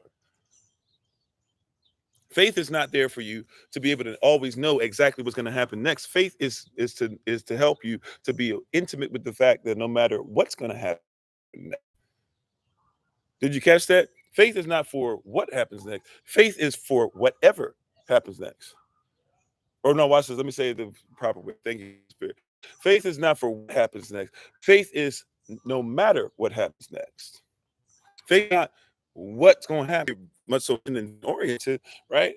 But I'm here to tell you, a lot of people sometimes miss on a lot of great things. Some of you have been stuck for decades because you've been waiting for everything to fall into perfect alignment. And I'm here to tell you, no such thing as perfect alignment. Whether you like me saying so or not, I'm here to tell you, no such thing as perfect alignment. It's not going to be perfect. Not on this side. There are going to be some perfect moments, but you're not going to have a perfect life. And not on this side of Zion. You just keep moving, right? Some of you were stuck in what's going to happen, what's going to happen, what's going to happen. Some of you haven't invested it. You could have been making money by now. You could have invested 30, 40 years ago, but you still been, what's going to happen? What's going to happen? It's not about what's going to happen. It's about no matter what happens. That's why many people won't take a step, because you're so invested in being afraid of what's going to happen that you have not learned how to have fear and not recognizing that no matter what happens, I must, right? Some of us could have been had. Some of us look back at our life and been like, man, I should have just gone. Watch this. Yeah. What if you invest the money and you don't make what you think you're supposed to make? What if you invested? Some people don't even get the people on the street. Amen. Playing the hokey pokey, right? Put your left foot in, put your left foot out. Some people won't even. Some people won't even do a little bit. Concerned about everybody's. What's everybody going to say? What are they going to do? Who cares? Some of y'all have been. What's Pastor Kofi going to think? What's he going to care? Did the Most High tell you to do it? Then who cares what I say? That's what you got to be confident, right? Now, if the Most High didn't tell you to do it, and I say something, all right, well, maybe we can have conversation. He told you to move, right? You ain't got to come to me to make sure that I'm okay with the move. If you know it's him, if you know his voice, do what he told you to do.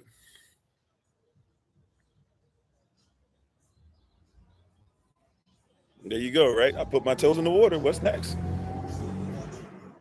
I guess it's not too bad if my toes can stay in, but you won't put a toe in.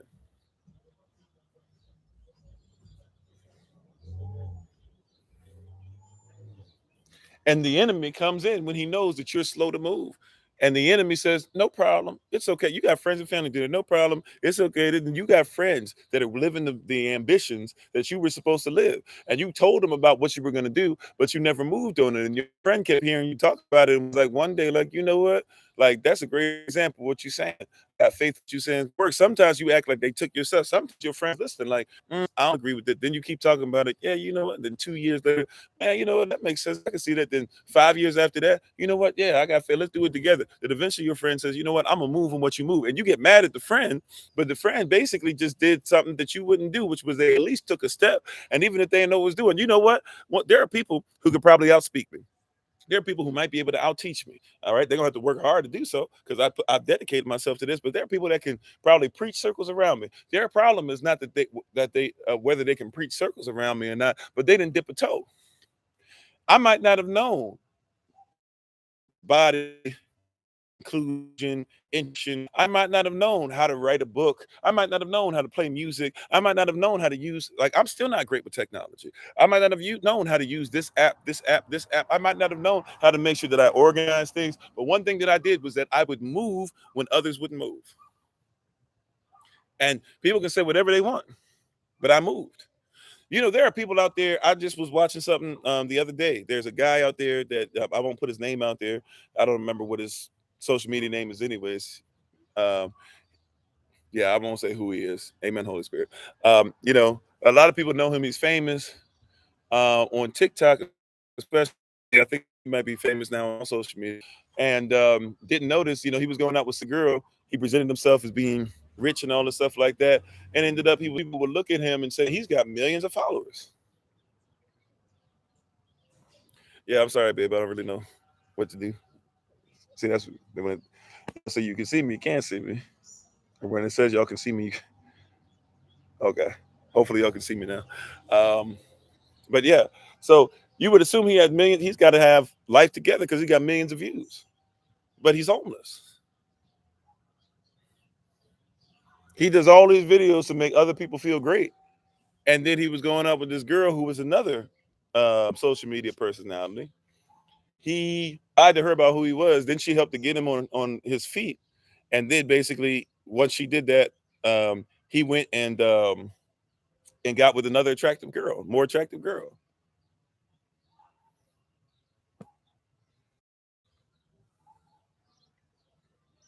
And you would assume that out of all work and all the stuff that he said, right? And here I am getting canceled left and right. At least they're trying. And yet somehow, some way, I'm able to do y'all's work. Have an excellent life, excellent child, faith to this. I'm not new to this. I'm true to this. Be able to study. Right? Thankful and grateful for the opportunity. But if you were to just look at the outside, if you were just look at the way the system wants to present it, he's got to be more rich, and maybe in views he is. And maybe if he was more influential in positivity, like actual positivity, rather than things that just gets people to go ahead and just say like, maybe he could actually change his diaspora, but that's not his goal. And guess what? If his goal is to make sure that he breaks girls' hearts, doesn't take care of his children, but make sure that you guys believe in a false image of who he is, then I don't care who he is. I don't care how many views he gets. I'm not gonna say his name. I don't even remember his name anyways, but I'm not gonna say describe him because if I describe him, y'all be able to know who I'm talking about. But at the end of the day, guess what? He is your enemy. I know we don't like to say that, but he is your enemy. People who would tell you, people who will come into your communities and sell drugs and cause your people strife and cause your people to die off, right? I'm not talking about weed. I'm talking right. I'm talking about cannabis. I'm not talking right. I'm not talking about sativa. I'm talking about people who are out here giving fake versions of it. I'm talking about cocaine. And cocaine, even if used right, would be correct. But guess what? I'm talking about cocaine that people be out here getting. I'm talking about crack, clacuda, right? I'm talking about the crocodilian stuff or whatever that's causing people to look like crocodiles. I'm talking about lean, purple drink, right? If you do it in our community and then turn around and tell people not to snitch, and snitches get stitches and all that, but you kill people in my community, you're my enemy. And people don't want to talk about this. See, because we are so used to letting the enemy come in our environment. Yes, 50 Cent made a lot of great things happen. 50 Cent comes and causes a lot of pain in your community as well. You know why? Because 50 Cent was making off of things that killed people. Hate me right? Hate me if you want. Be mad at me if you want. 50 Cent made money off of stuff that killed people. Lover, hated or love it, the underdog's on top. And I'm gonna tell you the truth. Until my heart stopped, right? Like he killed people in your community, and so he still has a mindset of killing. And we look at him to be able to tell us how life works, but he's the person that made where he was because he was willing to kill you, whether he killed your name or whether he killed you, stopped your heart. He's your enemy. I'm not saying that 50 Cent has no sense of loyalty, right? But just because somebody's loyal to other killers doesn't mean that that's righteous. We need to stop making excuses for this.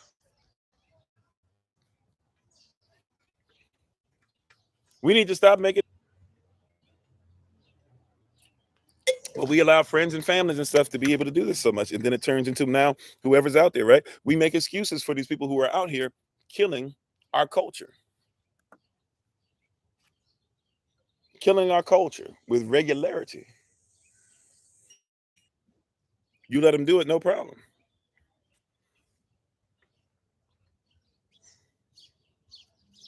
You don't even complain about it.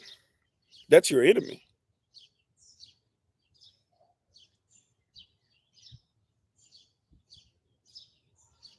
That's your enemy. You don't have to like my saying, so that's your enemy. That's our enemy. Anybody who would come out here and try to tell us that we're supposed to support such things, you are an enemy. You are a witch. Witches try to control people. They're controlling the narrative. You got to ask yourself. See, but we allow the enemy to come in. The enemy didn't just come in randomly. This wasn't just something random out the blue. We support that. We support that nonsense, that filth, and we let it keep happening over and over and over again.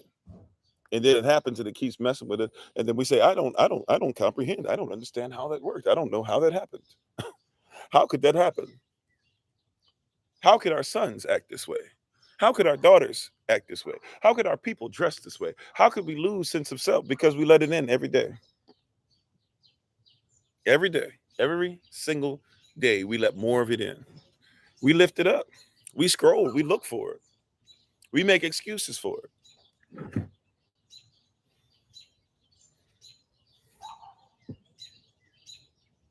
We don't lift up wives. We don't like to follow wives. We don't look for that to be somebody that we follow. But we follow WAP. Yeah, you heard me. I said it correct. We don't follow wives, but we follow WAP. Thanks for coming over, brother TJ. Signal issues today are real. Right? You heard what I'm saying? Yeah, I know, Sister Deborah. Thanks for coming over. We don't like to follow wives, but we'll follow WAP.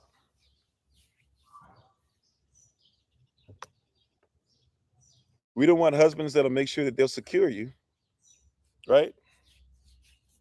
But we'll follow brothers with six packs. They ain't got nothing going on for you. And as soon as they make it, they're quick to be able to tell you why they won't honor you, why they won't take care, why they won't do what they're supposed to do.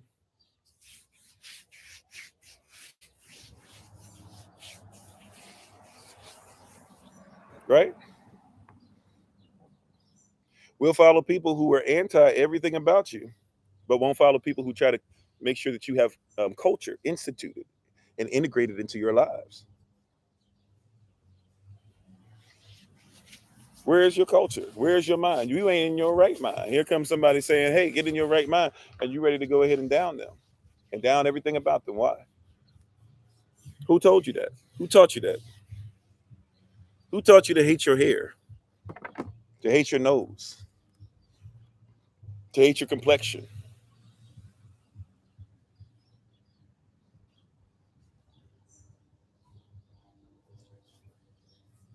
Who taught you to hate children in your belly? Uh-oh. Uh-oh.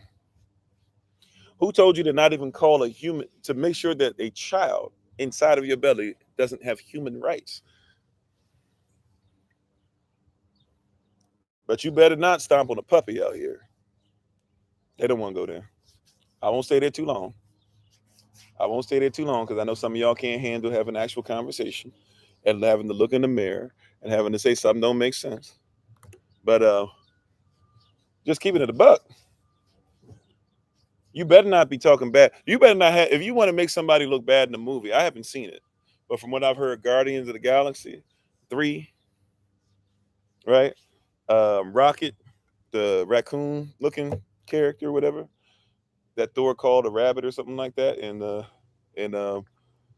Avengers, the last Avengers movie, or the whatever it was. Or the second to last one, the third one, whatever it was. But Rocket, apparently the whole thing that makes the people evil, that you look evil, apparently all they do is they just like abuse the animals pretty much. That's all they had to do to get people to be like, these are evil people. But let a baby be growing in your belly and see if people respect that life. Let's see if they about that life, literally, or they're gonna find a way to demean it because you let the enemy in your camp. The enemy is in your society. The enemy is getting in your belly now. The people who would protect the seed in your belly are wrong, but the one that would kill what's in your belly is the one that you need to make sure you protect their rights. That's your enemy. I'm sorry. I'm not saying that we don't have love for you because we got to love our enemy. This is something that doesn't make sense to other cultures. We got love for you. We'll still pray for you, right? But as far as our culture is concerned, we believe that life that's a life and it's precious. And if you're not with that, then it's just not your culture, I guess. How you doing, brother Jim? I'll leave it alone though, because I know some people can't take that. And it doesn't, once again, doesn't mean that I hate you. I love you. I love you enough to tell you the truth. Yes, I do.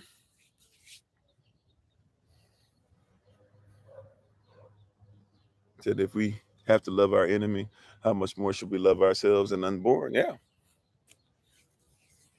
It's interesting that your enemy has more rights in society than your child does.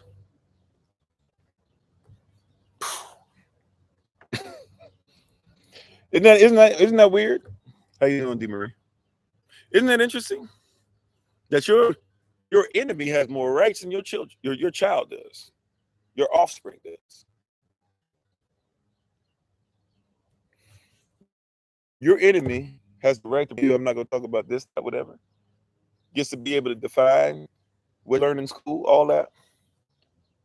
And your baby out here struggling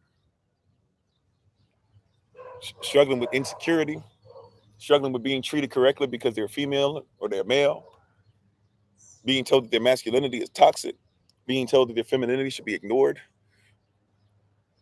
being told to serve, but never being given the reward for service. These babies have less rights than your enemies. And we don't even see it because, once again, the enemy gets to tell your story. The enemy has embedded himself in your story so much that the enemy comes first.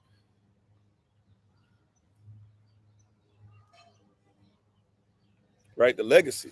This is why tomorrow we're going to continue our Shabbat bit safer or or Shabbat Ba'et Savar, right? The Shabbat school for the children, 11 a.m. Eastern New York time. Don't forget, right? On the Zoom link. If you need it, let us know, right? If you, that's specifically for the babies. If you see Shabbat school, that's who it's specifically for.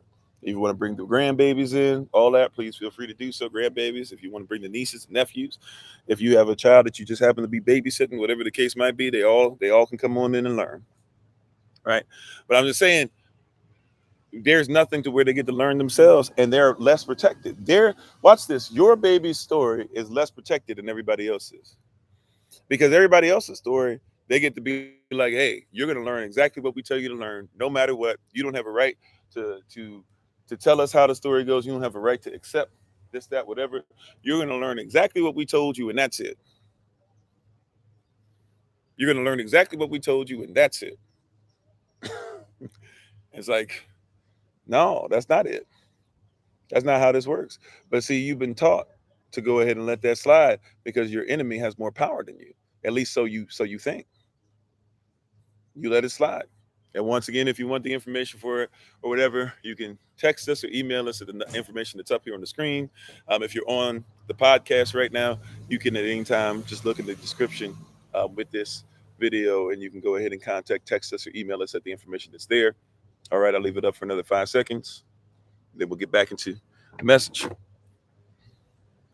And we'll do a shout out at the end of this, by the way, so you'll be able to get more information through the shout out if you would like. All righty. But yeah, so we got to get to a place where we recognize, what's going on. Even as far as law, right? Law doesn't give rights, law protects rights. Look in the world today and see how many laws actually protect the rights of your children or of your child. How many?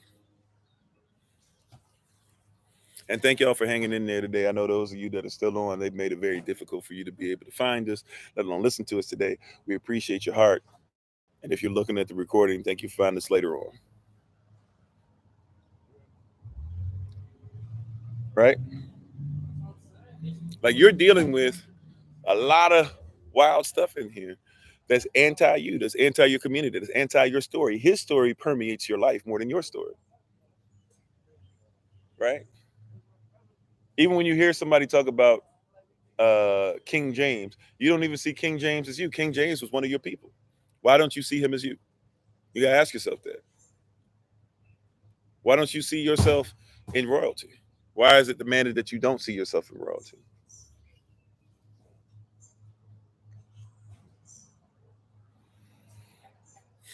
Why don't you see yourself in royalty? Why don't you see yourself in that Thomas Edison and not Alexander Graham Bell, but who's the other guy I'm thinking about?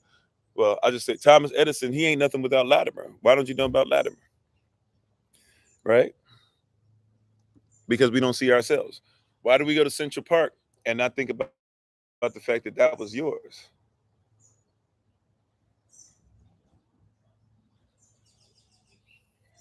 Why don't we look at the water that was next to it and say, yeah, that was ours too?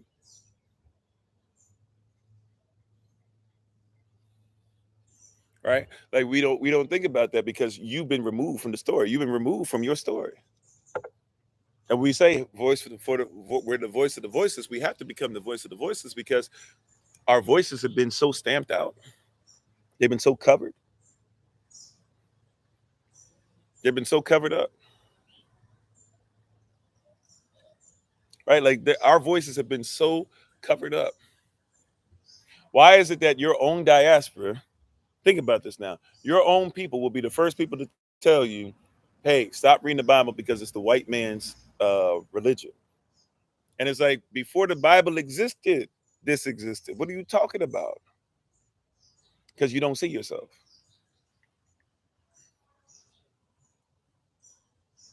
Oh, thank you, Stephen. How you doing? Thanks for being on.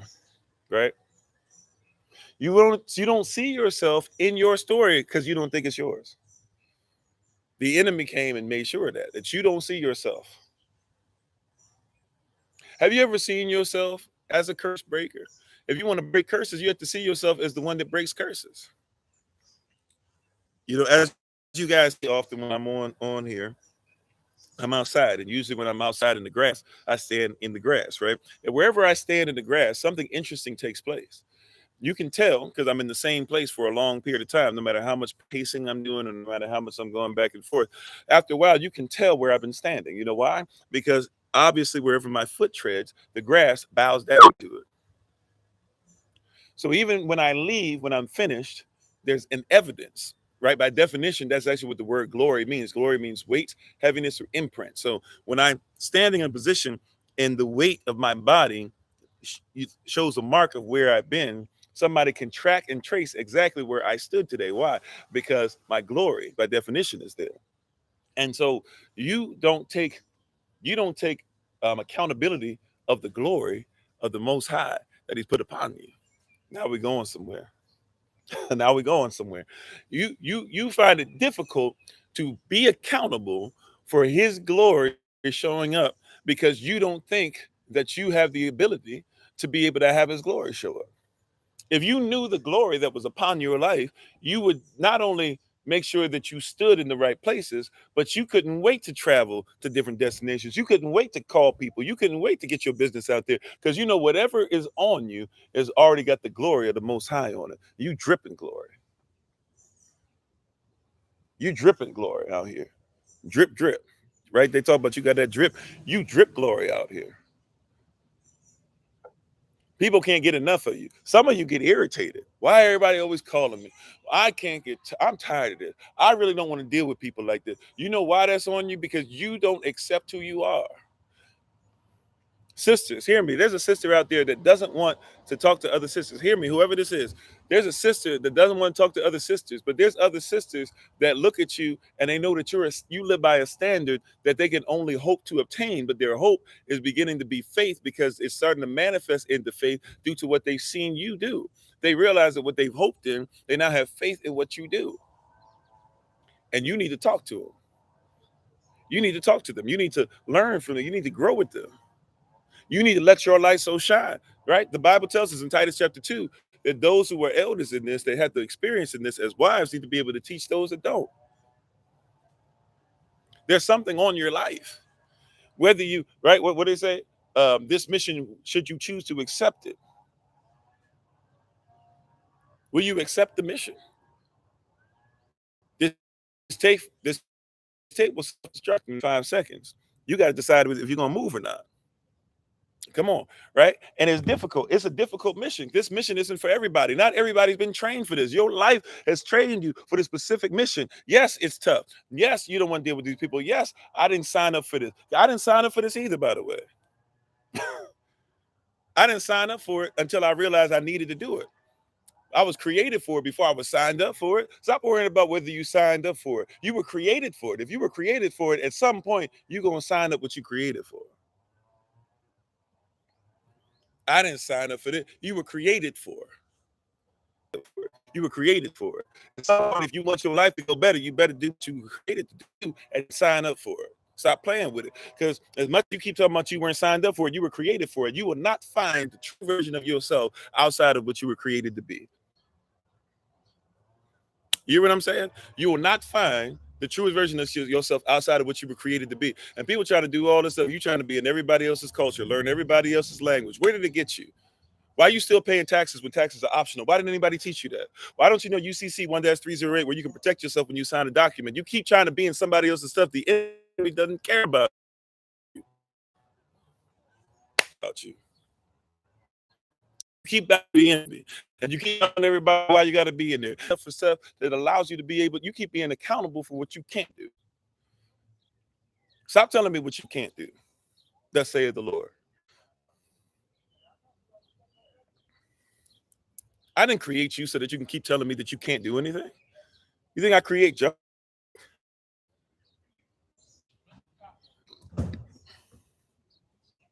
Tell me where they do that at. You think that I put my power in you so that you can't do? You think that's the war cry? He put his power in you so you can't do. You think that's the war cry? You think that's what this was set up for? You think that's what your life was set up for? You think that's what all the stuff that you think that's why I kept helping you up off the mat when you kept getting knocked out? You think that's what I did? You think that's why I sent my son so that you could tell me that he covered everything for you so that you can go ahead and say I can't do anything? That sounds like the enemy. That don't sound like Mashiach to me. That don't sound like him to me. I know his voice. I'm a sheep, and that don't sound like his voice. That sounds like Antichrist spirit to me. Yeah, we're gonna call him out today. That sounds like Antichrist to me. Because the knows body like, but when he speaks the same way that the serpent does. Like the serpent. He sounds like the devil. He sounds demonic. Hallelujah. The message for you. Come on, then. Let's do something with it, right? No offense. Right? I'm just saying, like you think that all these things happen in your life so you can say why you won't succeed? Is that what you believe? Is that all you got? Is all you want to succeed? Is that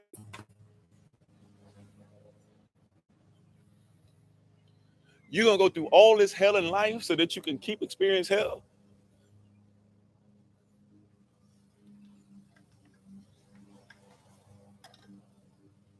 Who are you? Who are you? Don't recognize who you don't recognize this. He don't recognize this. Amen. We on assignment. We coming. Right? He don't recognize what he's looking at. He didn't make that. I don't recognize this. I had a substantial uh effort that was put into my son. So when my son sitting up there going through stuff and he ain't making sure he's going through as a lion, I start asking questions. I start questioning who I'm dealing with because that's not who I train.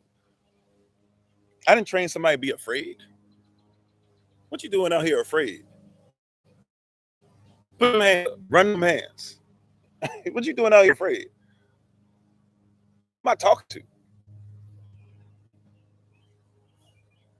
If you don't know to do something, even if you're afraid, have courage.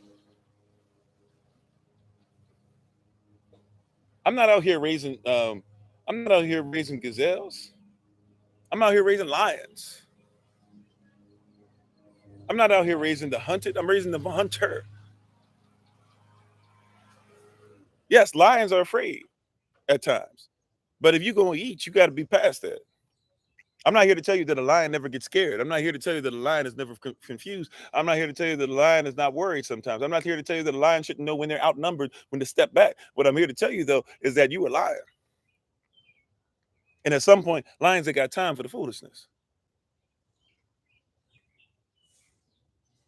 At some point, I must be challenged. You're a diamond. We talked about this week. You're a diamond. Just because you're down in the cave right now doesn't mean, and just because somebody hasn't shined you up, and just because you haven't finished going through all the pressure yet, and just because somebody hasn't cut you once you've gone through all that stuff, right, doesn't mean that you're not a diamond. You hear what I'm saying? It does not mean that you are not a diamond.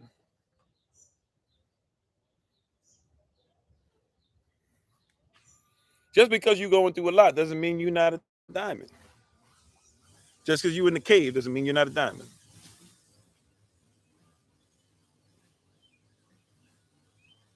Just because you're in a cage, it doesn't mean you're not a diamond. You hear what I'm saying? Just because nobody's seen you yet doesn't mean you're not a diamond.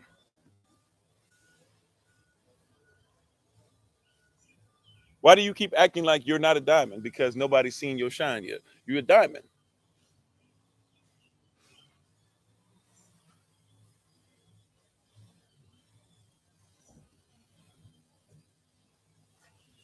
You're a diamond. Be the diamond that you're called to be.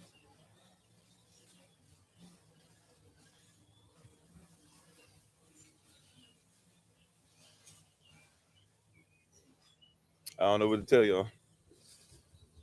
All I got, the only thing I do with the signal is what I got. You're a diamond.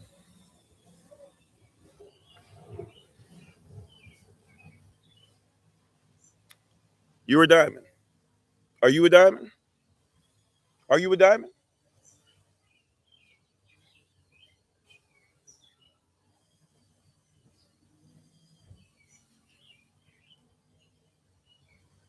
Are you a diamond? Right. If you're a diamond, then be a diamond. If you're a diamond, be a diamond when you're in a cave. If you're a diamond, be a diamond when you're buried. If you're a diamond, be a diamond wherever you are. Be a diamond.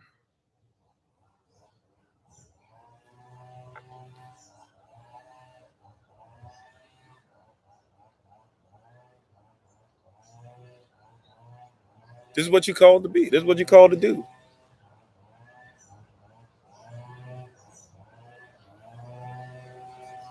And you're going to be tested. You're supposed to be.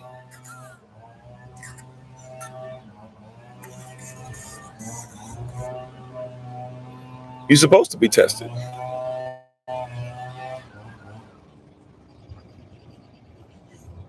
Be a diamond. How do you know that the diamond is worthy of being worn? Because it's gone through all the stuff that it takes. Be a diamond. You are afraid to be a diamond. Or you said because there's no light coming in. How do I know that I'm sparkling if no light is coming in? You're a diamond.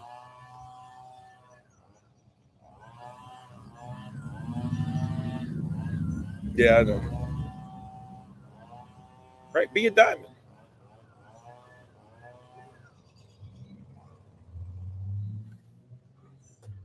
But we let the enemy come in so much that he declares what your success is. You are looking for the enemy to be the one who gives declaration. Why has the enemy decided what your independence is?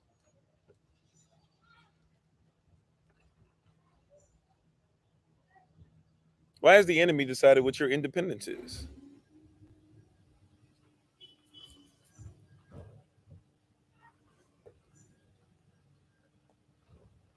Why does the enemy have a right to decide what your independence looks like?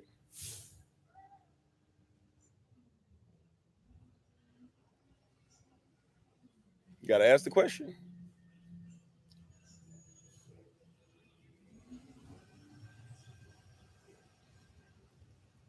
We got to ask the question. Why does the enemy get to declare your independence? Your declaration of independence comes through the prism of your enemy, who didn't even consider you to be real, didn't even consider you to be a person, let alone a people, let alone one of his people.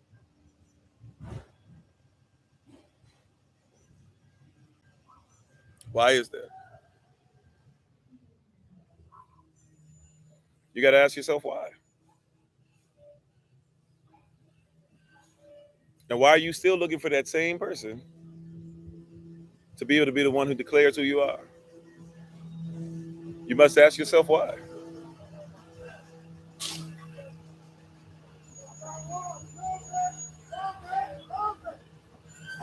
You got to ask yourself why. Why do you keep bowing down to the same mess, the same nonsense, giving it the same energy?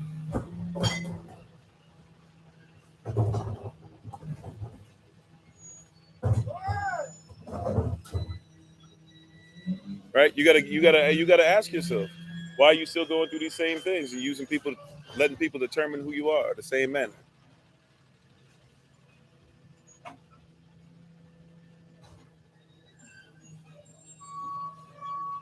Even with people who are coming over from TikTok and stuff, we've been dealing with Facebook issues, TikTok issues, signal issues, all this stuff or whatever. You gotta ask yourself, like, okay, am I gonna stop or am I still a diamond? Yeah, we got 300 people on today, or we got 2 people on today. Am I gonna stop? Am I gonna still continue to move? If it's noisy out here, if it's if it's completely serene,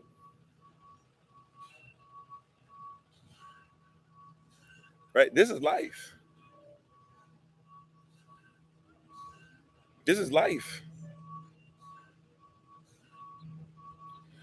Life has been given to us to be able to determine whether we are ready to shine through eternity. See, even when you're talking about shining and stuff like that, shining before the world, at some point you got to realize the ultimate goal is not to shine before men.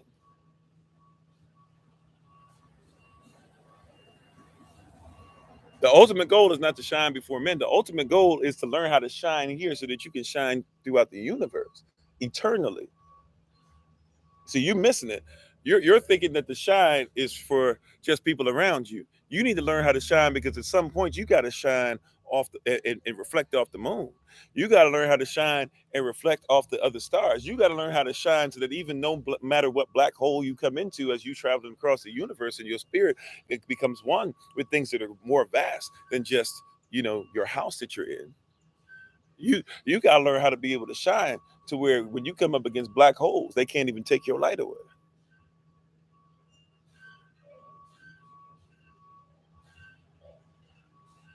You hear what I'm saying?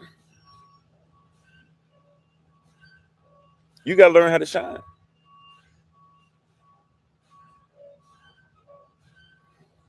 You got to learn how to shine no matter what. And you got to see that you are valuable enough to shine. See, you are a diamond whether everybody knows it or not.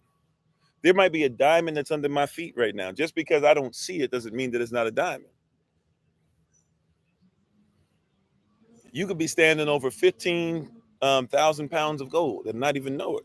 Doesn't mean that they're not valuable just because you haven't unearthed it.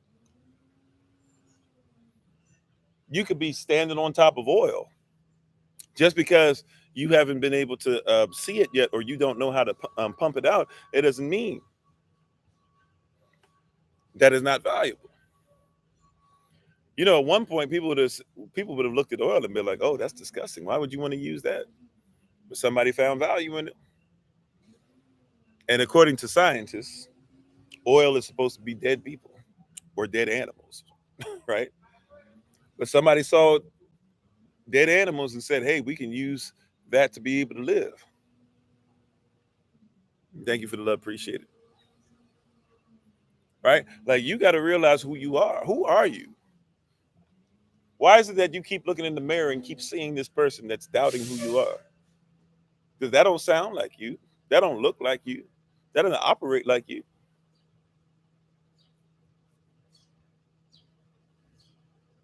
Who? That it just don't look like you. It don't look right. It doesn't seem right. I see value. Why do you keep seeing something on sale? Why is it that you only see value in the sale rather than the value of of selling everything that you have to be able to own who you are? See, y'all missed it. The parable, Matthew chapter 13, quite a few of them, right?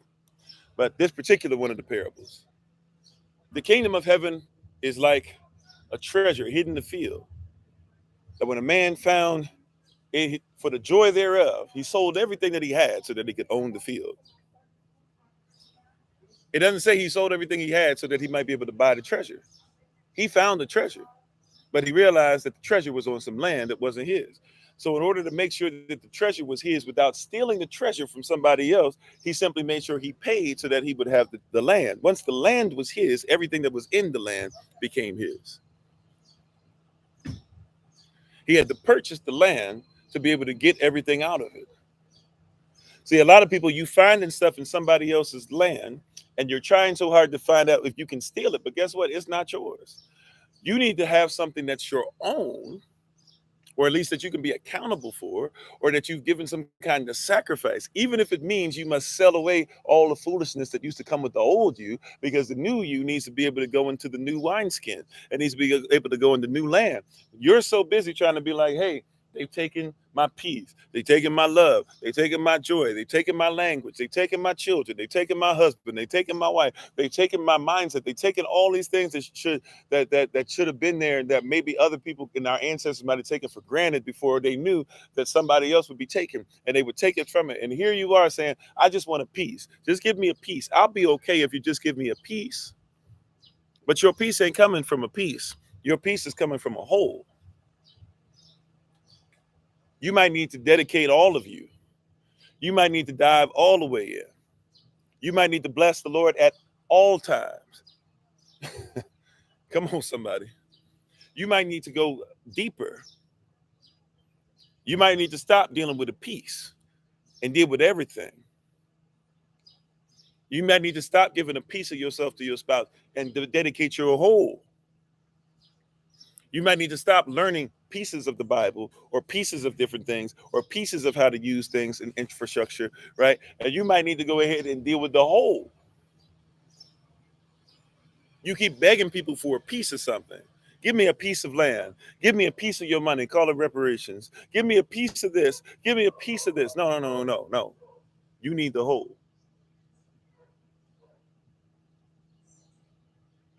You need to be holy.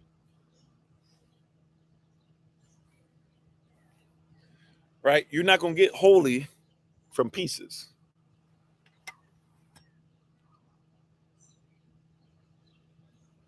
Right?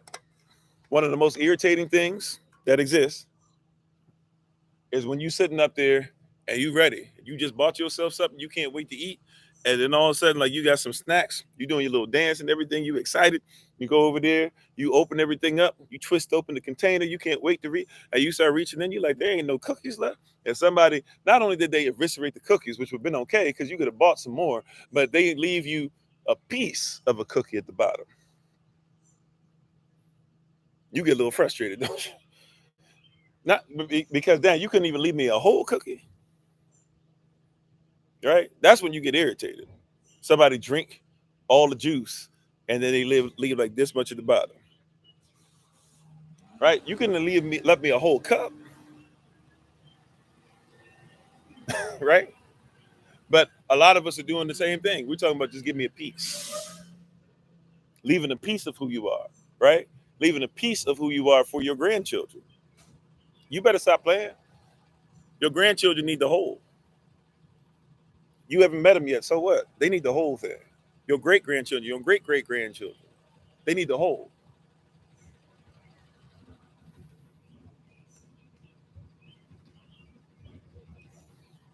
They need a whole. And if I'm gonna get to holiness, that means I can't stop till I get the whole thing. Y'all ain't ready for that. If I'm gonna get to holiness, that means I can't stop till I get the whole thing. Right? I can't get pieces. I can't get excited about just the piece. I can't get excited about the Oreo because I just got the little, I didn't right. I didn't get the cream in the middle. Right? I didn't get the cream in the middle. No, I need the whole. Oh, Holy Spirit, they ain't ready for this today. See, your problem is you want to be whole, but see, you let the enemy in. The enemy keeps telling you it's okay to give a piece. It's okay to live by a fraction of the word. You won't surely die. All they have to do is add one word. Surely. You won't surely die. Are you sure about that? I got to be all in. No devil in hell is going to stop me because I'm all in. I decree and declare it. I don't care if you try to mess with the signal because you can't take me off the live. Right? I don't care if you try to go ahead and down my name because you can't stop what's coming up. I don't care if you try to say, "Yep, you're taking too long to get this land," because the land is still coming. Right? We're having conversations about it. I don't care. I don't care what you do. I don't care if you try to go ahead. I won't say I don't care. I hope it doesn't happen. But look, I got to be faithful to the mission. If everybody says we're going to jump off and I got to start all over again, the mission is more important than my reputation. See, the only reputation that I want to be whole is the one that I have with the Most High, right? Because if it's whole with the Most High, it's going to be fine with my wife, and everybody else going to get in when they fit in. That's the only reputation I'm concerned about. Yahweh, are you pleased?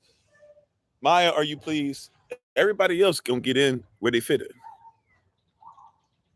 I love everybody. Mad love for all y'all who are on here. I love Yahweh. I love my wife. Everybody else, you get in on your level where you fit in. Solomon, you come next, right? Fam, y'all come next. SOC, y'all come next. This one you come next. This one you come right. Enemies, y'all get in there somewhere too, because I gotta love y'all too. But y'all somewhere down the road. But I gotta show y'all love too. But at the end of the day, I'm not doing this for my enemy. See, watch this. Some of y'all are trying to flex on your enemy. Stop it. Stop it. Cut it out. Trying to flex on your enemy. Who cares? Your enemy defeated. Why are you trying to flex on them? You don't need to flex on somebody that's defeated, because whether you will flex, because if you just live your life is the ultimate flex.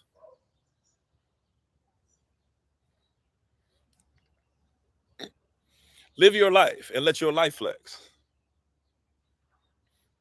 Y'all don't want to talk about it, but that's real. Live your life and let your life flex. Trying to flex on your enemy. Trying to get this car so your enemy knows what car you drive. Trying to get this house so that everybody can say you got the best house. Trying to make sure you speak in this manner so that everybody says that you articulate with such diction that it shows that the oratory skills that you have been blessed with by the Most High Yahweh Elohim are able to bestow a presence upon people on the inside and the out that shows spiritual cognitive awareness that gets them away from cognitive dissonance. Like stop flexing on people.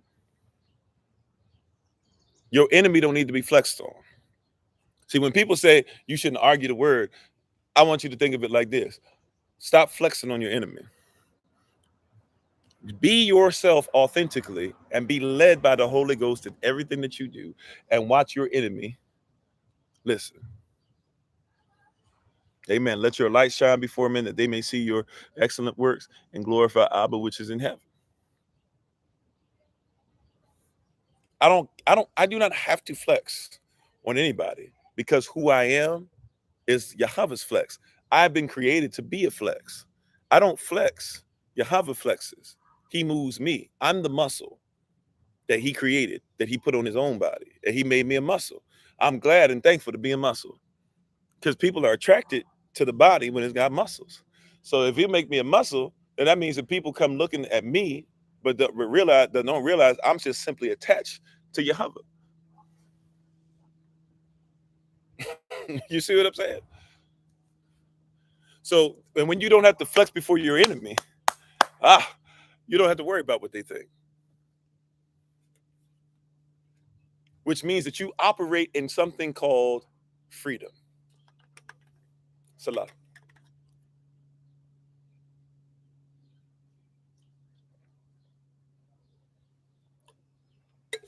Are you ready to operate freely? Come on, somebody. Are you ready to operate freely? Are you ready to freely be who you want, to freely give? See, some of y'all been giving, but you haven't given freely. Are you willing to freely live? Some of you have lived, but you haven't lived freely. Are you willing to freely talk? Some of you talk, but you don't talk freely. You're always looking to see what does everybody think. Are you ready to eat freely? Some of y'all so busy spending money at the store that you won't learn how to be able to just pick something up and eat. And you'd be surprised. You can eat a lot less natural food and be full. Come on, somebody. Some of you have bled for things that don't free you up. If you're going to bleed, at least bleed for freedom. Come on, somebody. You done bled for wars, for companies, for corporations, for countries, for republics that don't even care about you. At least have some blood that spills upon the ground, because it's a sacrifice of that was given towards freedom.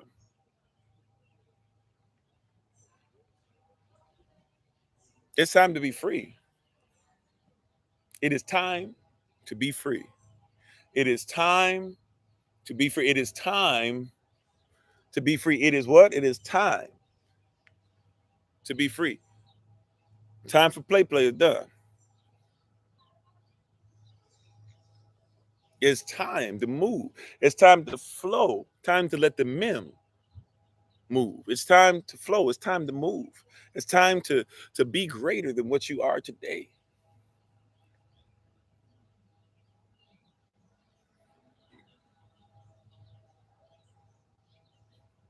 It's time to freely give.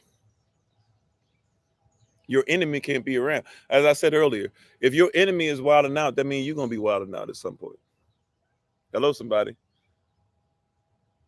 You've been wilding out. Have you ever noticed that you was fine, then you started hanging around the enemy? And even though you was trying, and look, once again, I'm sorry, I'm not trying to make, I'm just trying to tell you, you need to be aware, because your enemy might not be trying to kill you all the time. It doesn't mean just because they ain't trying to kill you doesn't mean they're not gonna kill you. Somebody don't get that. There's many actually famous occurrences of this, but one particular line is the most famous, to where she would grab, because she lost her cub, and she was very distraught by it. There was a lion and she lost a cub. She was very distraught by it. And so what she would do is she would go and she would steal cubs. I'm not cubs. She would steal the offspring of other animals that normally she would hunt. She would go and get antelope offspring and then steal it and then force it to try and live with her. The antelope offspring would try to run away, would try to do this, would try to do that, sometimes successfully, a lot of times not. But a lot of times they would end up dying because the lioness was not equipped. Although she wanted to take care of the antelope, she was not equipped to do so, because the lioness and the antelope, they don't operate the same. So no matter how many times she tried, whether the antelope eventually ran back, whether the antelope eventually um, just died because they couldn't get what was necessary. They couldn't get the milk that they needed sometimes. Or sometimes they might have been of the age to where, okay, they wanted to that maybe they could eat some grass a little bit, but the lioness wouldn't want them to eat grass. Because as much as the lioness wanted to mother the antelope was not designed to be mothered and raised by the lioness. I know y'all don't want to go here, but hear me and hear me well. You got a lot of y'all who are being raised by your enemy, and your enemy can't feed you. They cannot develop you. They cannot help you to survive. And we keep saying, why are we dying? Because you're being raised by somebody that stole you. Look, they might under under righteous intent or under a place of really being hurt or under a place of really wanting you to be successful. They really wanted to help you, but they're not designed to help you. They're trying. I'm not even saying they're not trying, but it's not your culture. You're trying. Matter of fact, you're trying so much. I need to teach them. I need to tell them, look, if they don't have a heart to change and they will not obey the law, then they are not part of the tribe. They are not part of the community. They are not part of the culture. They are not in the kingdom. They can be grafted in, but in order to be grafted in, you got to be attached to the tree. And if they will not attach the tree that bears fruit, that gives proper seed, then they cannot be in the roots of David. I know you don't want to hear that, but read your Bible. It'll bless you. I know you don't want to like that. I know you don't like that because you think I'm trying to be somebody that's reverse racist or something. No. Right? You can try and be around a man all day long, and you can walk down the aisle, and you can have sex with him, and you can have children with him. But if that man keeps cheating on you, and if he keeps bringing STDs home, at some point, that's a you problem. You can make it as holy as you want. He keeps smacking you around the house. At some point, we got to say, like, he might mean it when he says, you know what, I'm wrong. I'm so sorry. I won't do that to you again. But if it's been 5 years and you keep smacking me, at some point you got to go, because there's gonna be a point to where you smack me too hard and I'm not gonna be here no more. Hopefully you get no smacks. And if you get one smack, that's one smack too many. I'm just saying, we allow the enemy in because of what? Because of attachment to things that are not even righteous. See, I'm not saying that people don't mean what. I'm not even saying it don't feel right. I'm like, that person can argue with you and argue with you and argue with you and argue with you, and y'all have great makeup sex. You love the makeup sex. Problem is that if you always have to have makeup sex, it means that you're always fighting.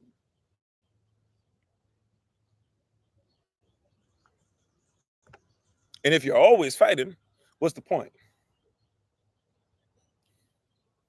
If you're always fighting, when you gonna build? I'm just saying, come on, somebody. I'm just saying. How many times does your enemy have to hurt you before you say, maybe I shouldn't let him hurt me anymore? You hear what I'm saying? At some point, how many times? Like, I'm not saying they can't make a mistake here or there. I'm not saying that if allow them to make a mistake a day, they're human, right? And when I say mistake a day, I'm not talking put their hands on them. I'm talking about they might say the wrong thing. They might accidentally hear something that you're saying, right? They get to be a human being. But hear what I'm saying. After a while, if we got to start asking ourselves, even if they love us, is that real love or is it Yahweh's love? Like, maybe your standard is just, his love. And if that's okay, like, you're okay being, once again, you're supposed to soar with eagles, but you become the reverse miracle to where you're okay acting like a chicken, right? Like, the miracle is miraculous to the chicken to watch the eagle fly. And the chicken can't do a reverse miracle. The chicken can't ever go, all of a sudden one day it learned that it was an eagle, so it learned how to fly like eagles did because it was raised with eagles. That's not how that works. The eagle is not designed, the chicken is not designed to soar with the eagle. Even if it thinks that it is, when mom kicks, if mom were to kick all of the eagles out and kick the chicken out as well, the chicken gonna fall. Right? It's only eagles that have the ability to become reverse miracles and say, well, maybe I can go ahead and be a chicken for the rest of my life. I'm just saying, at some point, when we gonna say enough is enough? When we gonna stop allowing everybody else to determine who we are? When are you gonna start saying, I am fearfully and wonderfully made? I'm the head and not the tail. I am above and never beneath. My enemy comes before me one way, will flee several ways. Those are blessings, by the way. We always talk about the curses of Deuteronomy 28. It is a blessing that your enemy will come before you several way, or one way, and has to flee several ways. They're going to be torn up. They're going to come as a huge unit, and then they're going to have to leave and run away. That's a kingdom mindset.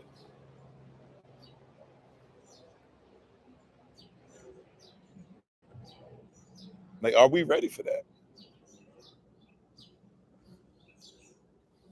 Are we ready for that? It's already been laid out. It's already been laid out. It's already been laid out that you win. Wherever you go, winner goes. Wherever you go, freedom's supposed to be delivered. I've come to set the captives free. It's part of what Yehoshua said. He wants to make sure the blind can see, right? The sick can recover. The lame can walk. You can be healed. And he said, I've also come what? To set the captives free. Said it's time to set the captives free. You've been captivated by what though? I wonder.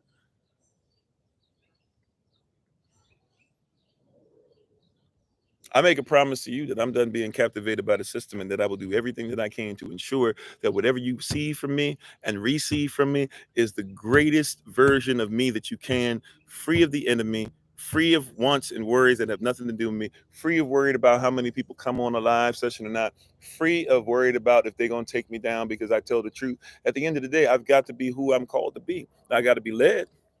At the end of the day, though, I've got to be who I'm called to be. And once again, this is why I've realized, and you should look at yourself and see where are you on this walk, because I believe you have the ability to do this if you're not already this. I realize that I am a dangerous man. Because the second that you can live free of the beast, you are a danger to the beast. Did you catch that? I need you to catch it, Israel. Did you catch that? The second that you realize that you are free from the beast is the second that you must realize that you are dangerous. This is why we must protect each other. Because if you're a danger to the beast is coming.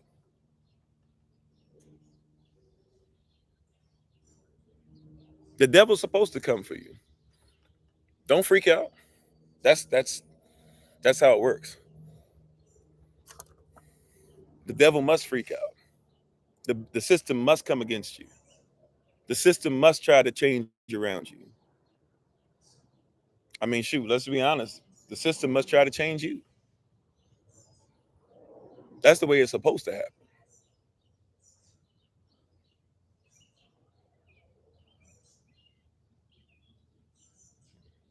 That's the way it is supposed to happen.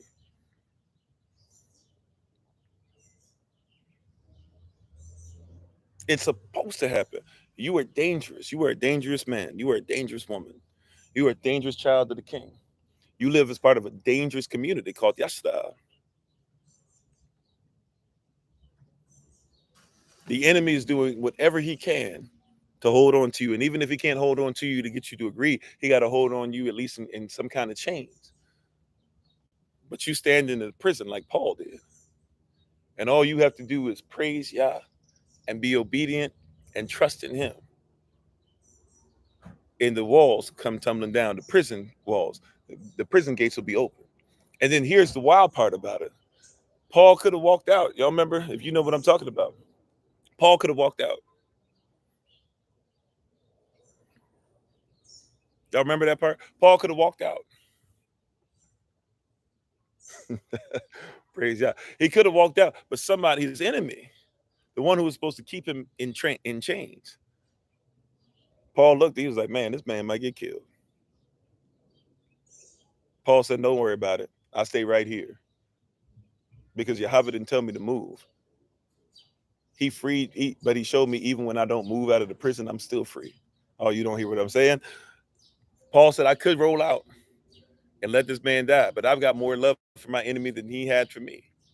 If my enemy, if he had been told to let me stay in there and rot in prison without food and die, that's his job. But see, I've been freed from a job. I'm free enough that I could walk out, but I'm also somebody who realizes my freedom comes from the one who gave it to me. And so I could easily walk out. But the fact that he showed that this prison can't hold me, it shows that no matter where I am, I'm free.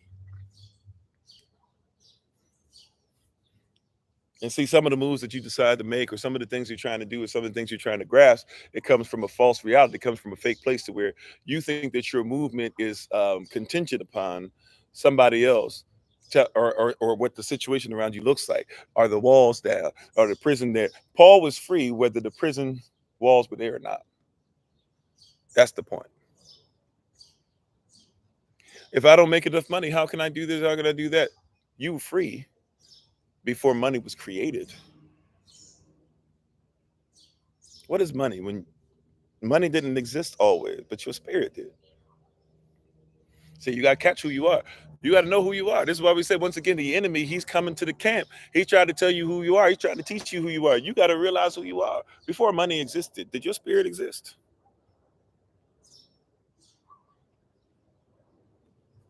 I'm dealing with depression. I'm dealing with this. Okay, fine. It's a real thing. But first question we must ask, let's come from a different context. Before depression existed, did your spirit exist? See, because if we can figure that out, then we got to realize that your spirit is older than depression. It goes deeper than depression. It's eternal. Depression will come and go, but your spirit.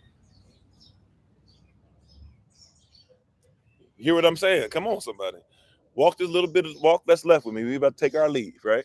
And then I'm gonna actually go take a walk again, right? But just walk a little bit with me now. Walk a little bit with me now on this thing. Hear what I'm saying, right? Who's been around longer? The person or defeat or your spirit? Who's been around longer? Depression or your spirit? Who's been around longer? The beast or the kingdom of heaven that's inside of you? You hear what I'm saying? Who's been around longer? Somebody else's perception of you or your spirit? Who's been around longer? What your family says about you or what Yahweh says about you? Who will outlast? Oh, y'all don't want to hear this, but who will outlast the other? What your family said you won't become, or who Yahweh has said that you were before the foundation of the world and says that even when the world ends, that's still who you'll be. You might not like what I'm saying, and it might not be easy to deal with, but you got to start looking at this correct. Who's been around longer, your anger or the spirit? That's when you got to have a talk with yourself. Okay, look, self, I know you're angry, but my spirit is in control here. So be angry and sin not. Get yourself together, breathe in and out, go for a run, punch a hole in the wall, punch a punching bag, do whatever you got to do, and then come back to yourself. Heal the hole, right? Make sure the hole is covered. Come back to your spouse and say, you know what? I need to be better. I apologize. My spirit just reminded me of who I was. You got to ask yourself, who's older? Who's been around longer?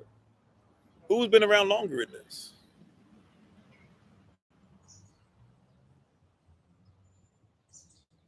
Who's been around longer in this? My spirit is greater than this world.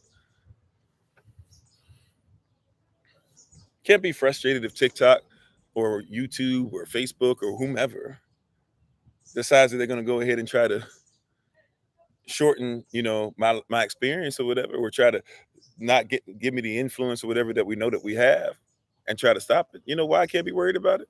Can't be worried about it because Instagram is as big as me. Y'all got this thing twisted. I was here before Instagram.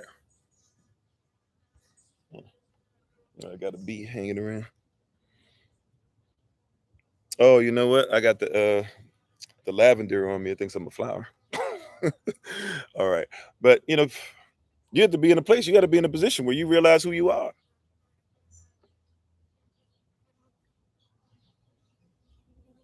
You got to be in a position where you realize who you are.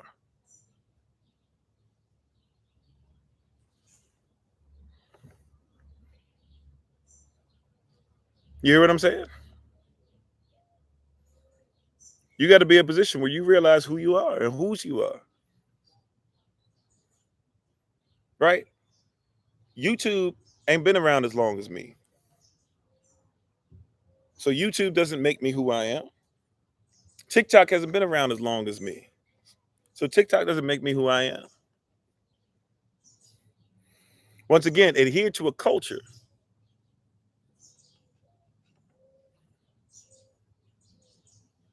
Adhere to a culture. What is the culture? What does the culture say about it? The kingdom comes with a culture. My culture is greater than that. That's why I don't adhere to other cultures, especially if they're trying to demean mine, period. I will respect your culture, but I'm not going to adhere to your culture just because my culture is bigger than yours. It's longer than yours. It's been around.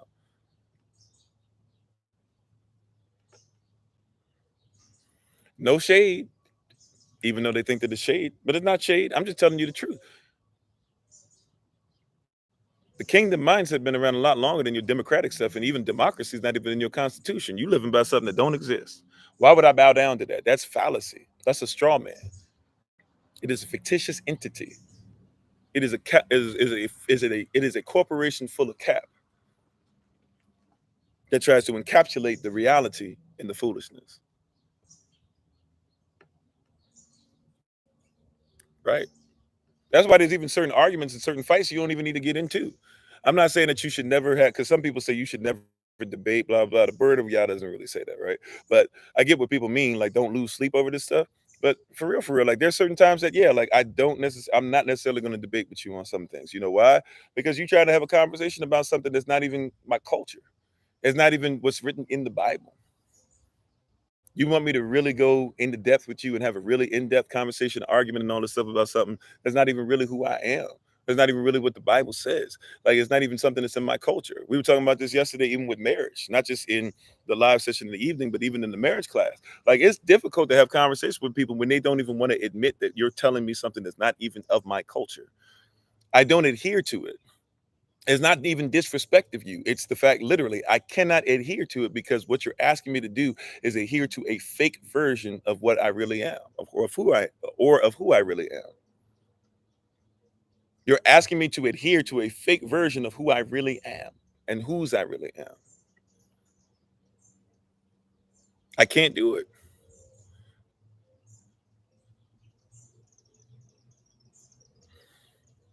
You know what I'm saying? Like you got to realize who these people are. I don't care if it's your family member. I know that sounds harsh.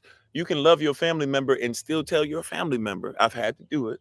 You can love your family member, but still tell your family member, this is what Yahweh says. Yeah, you're not gonna ask me to come outside of myself. And if you are, then you don't have respect for me anyways. Why would I allow that conversation to continue? You don't want me to tell you to come outside of yourself, but you want me to keep coming out of me?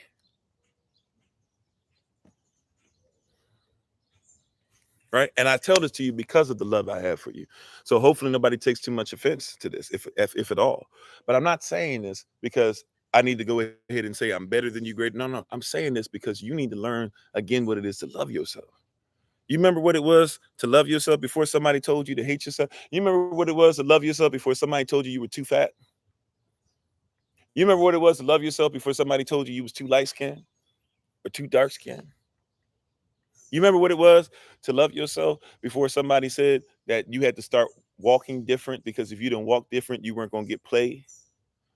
You remember what it was to love yourself before somebody told you your credit score wasn't great enough? You remember what it was to love yourself before you realized you were poor? You remember what it was to grow up and you thought that you had everything you needed. You thought everything was great. You thought life was sweet. And then somebody started introducing classism to you and you realized for the first time, oh, maybe I'm not great. That was when it first entered in. When somebody started telling you was too dark skinned for the first time, you was, oh, I guess. They didn't have to come out and say it outright, but you got the message. You remember the first time somebody called you out your name, the B word, the N word? Wow. I mean, I heard that before. There's a young brother that's part of SOC right now, um, dealing with that. Had somebody call him that for the first time recently, and some other stuff I won't go deep into. But And now in life, he acting up.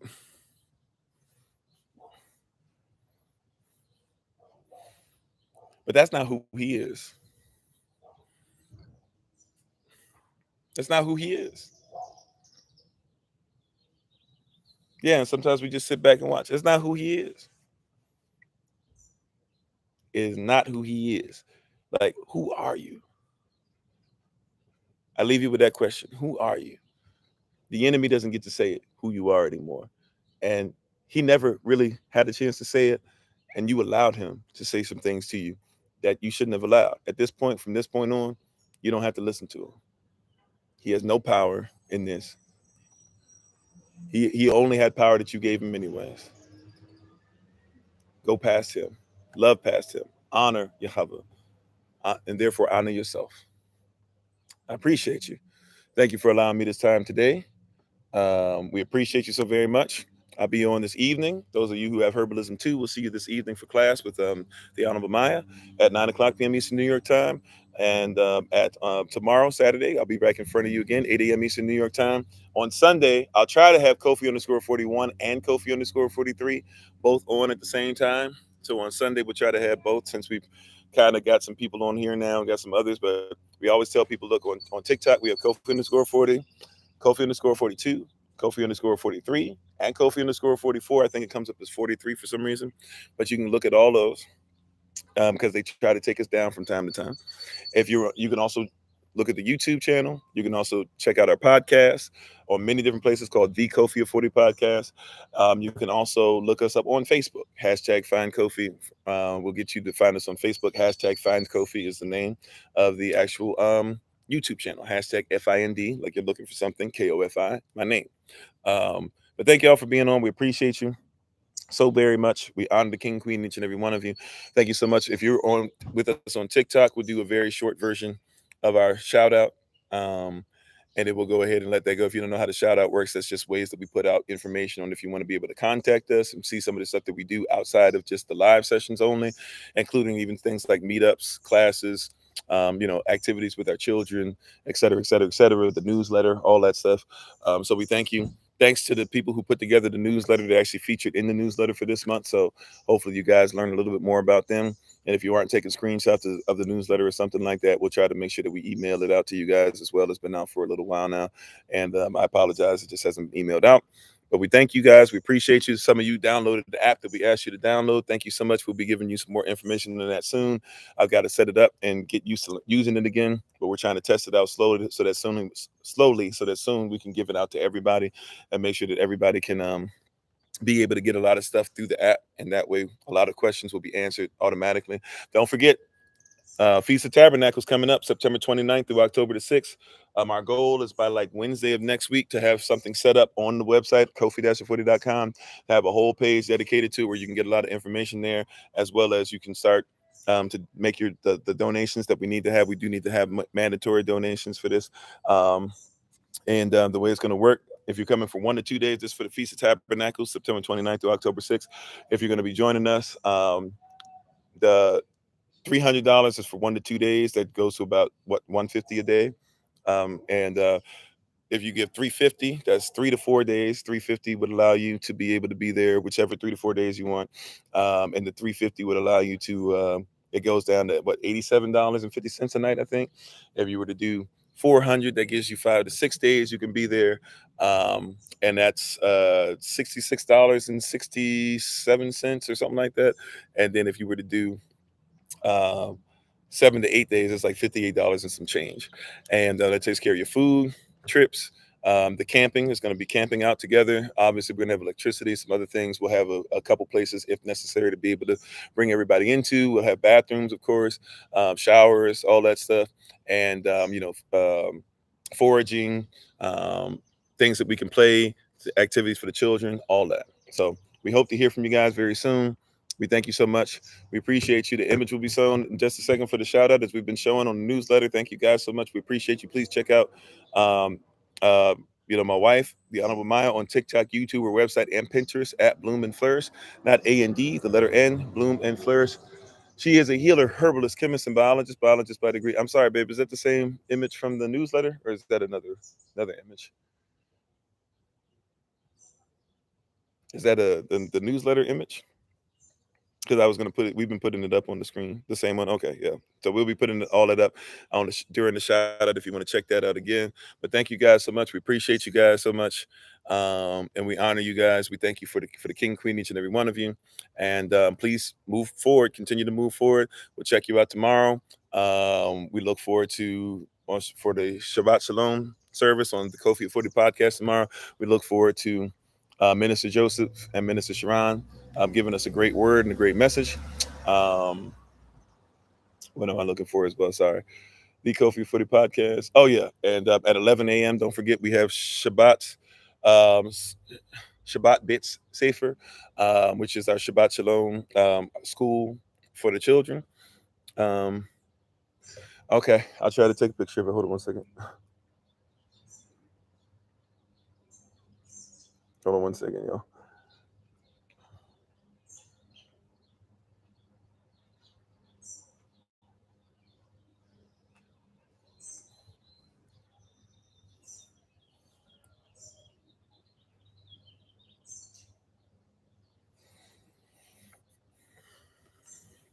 Okay. So, yeah. So hopefully we see you guys for the school, and hopefully we guys see you see you guys soon. We'll go ahead and get ready to do our shout out. Thank you everybody for being on once again, and we'll see you tomorrow. And the Shabbat school for the children, that'll be at 11 a.m. Eastern New York time on Zoom.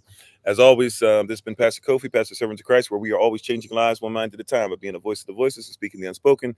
And so we have the great privilege, opportunity, and responsibility to be in front of you all again. Please remember, as always, just love that you are loved, you're necessary, you're majestic, you're fearfully and wonderfully made, and you, which is all of us working together, will be the reason why people who are in the system no longer have to be of it.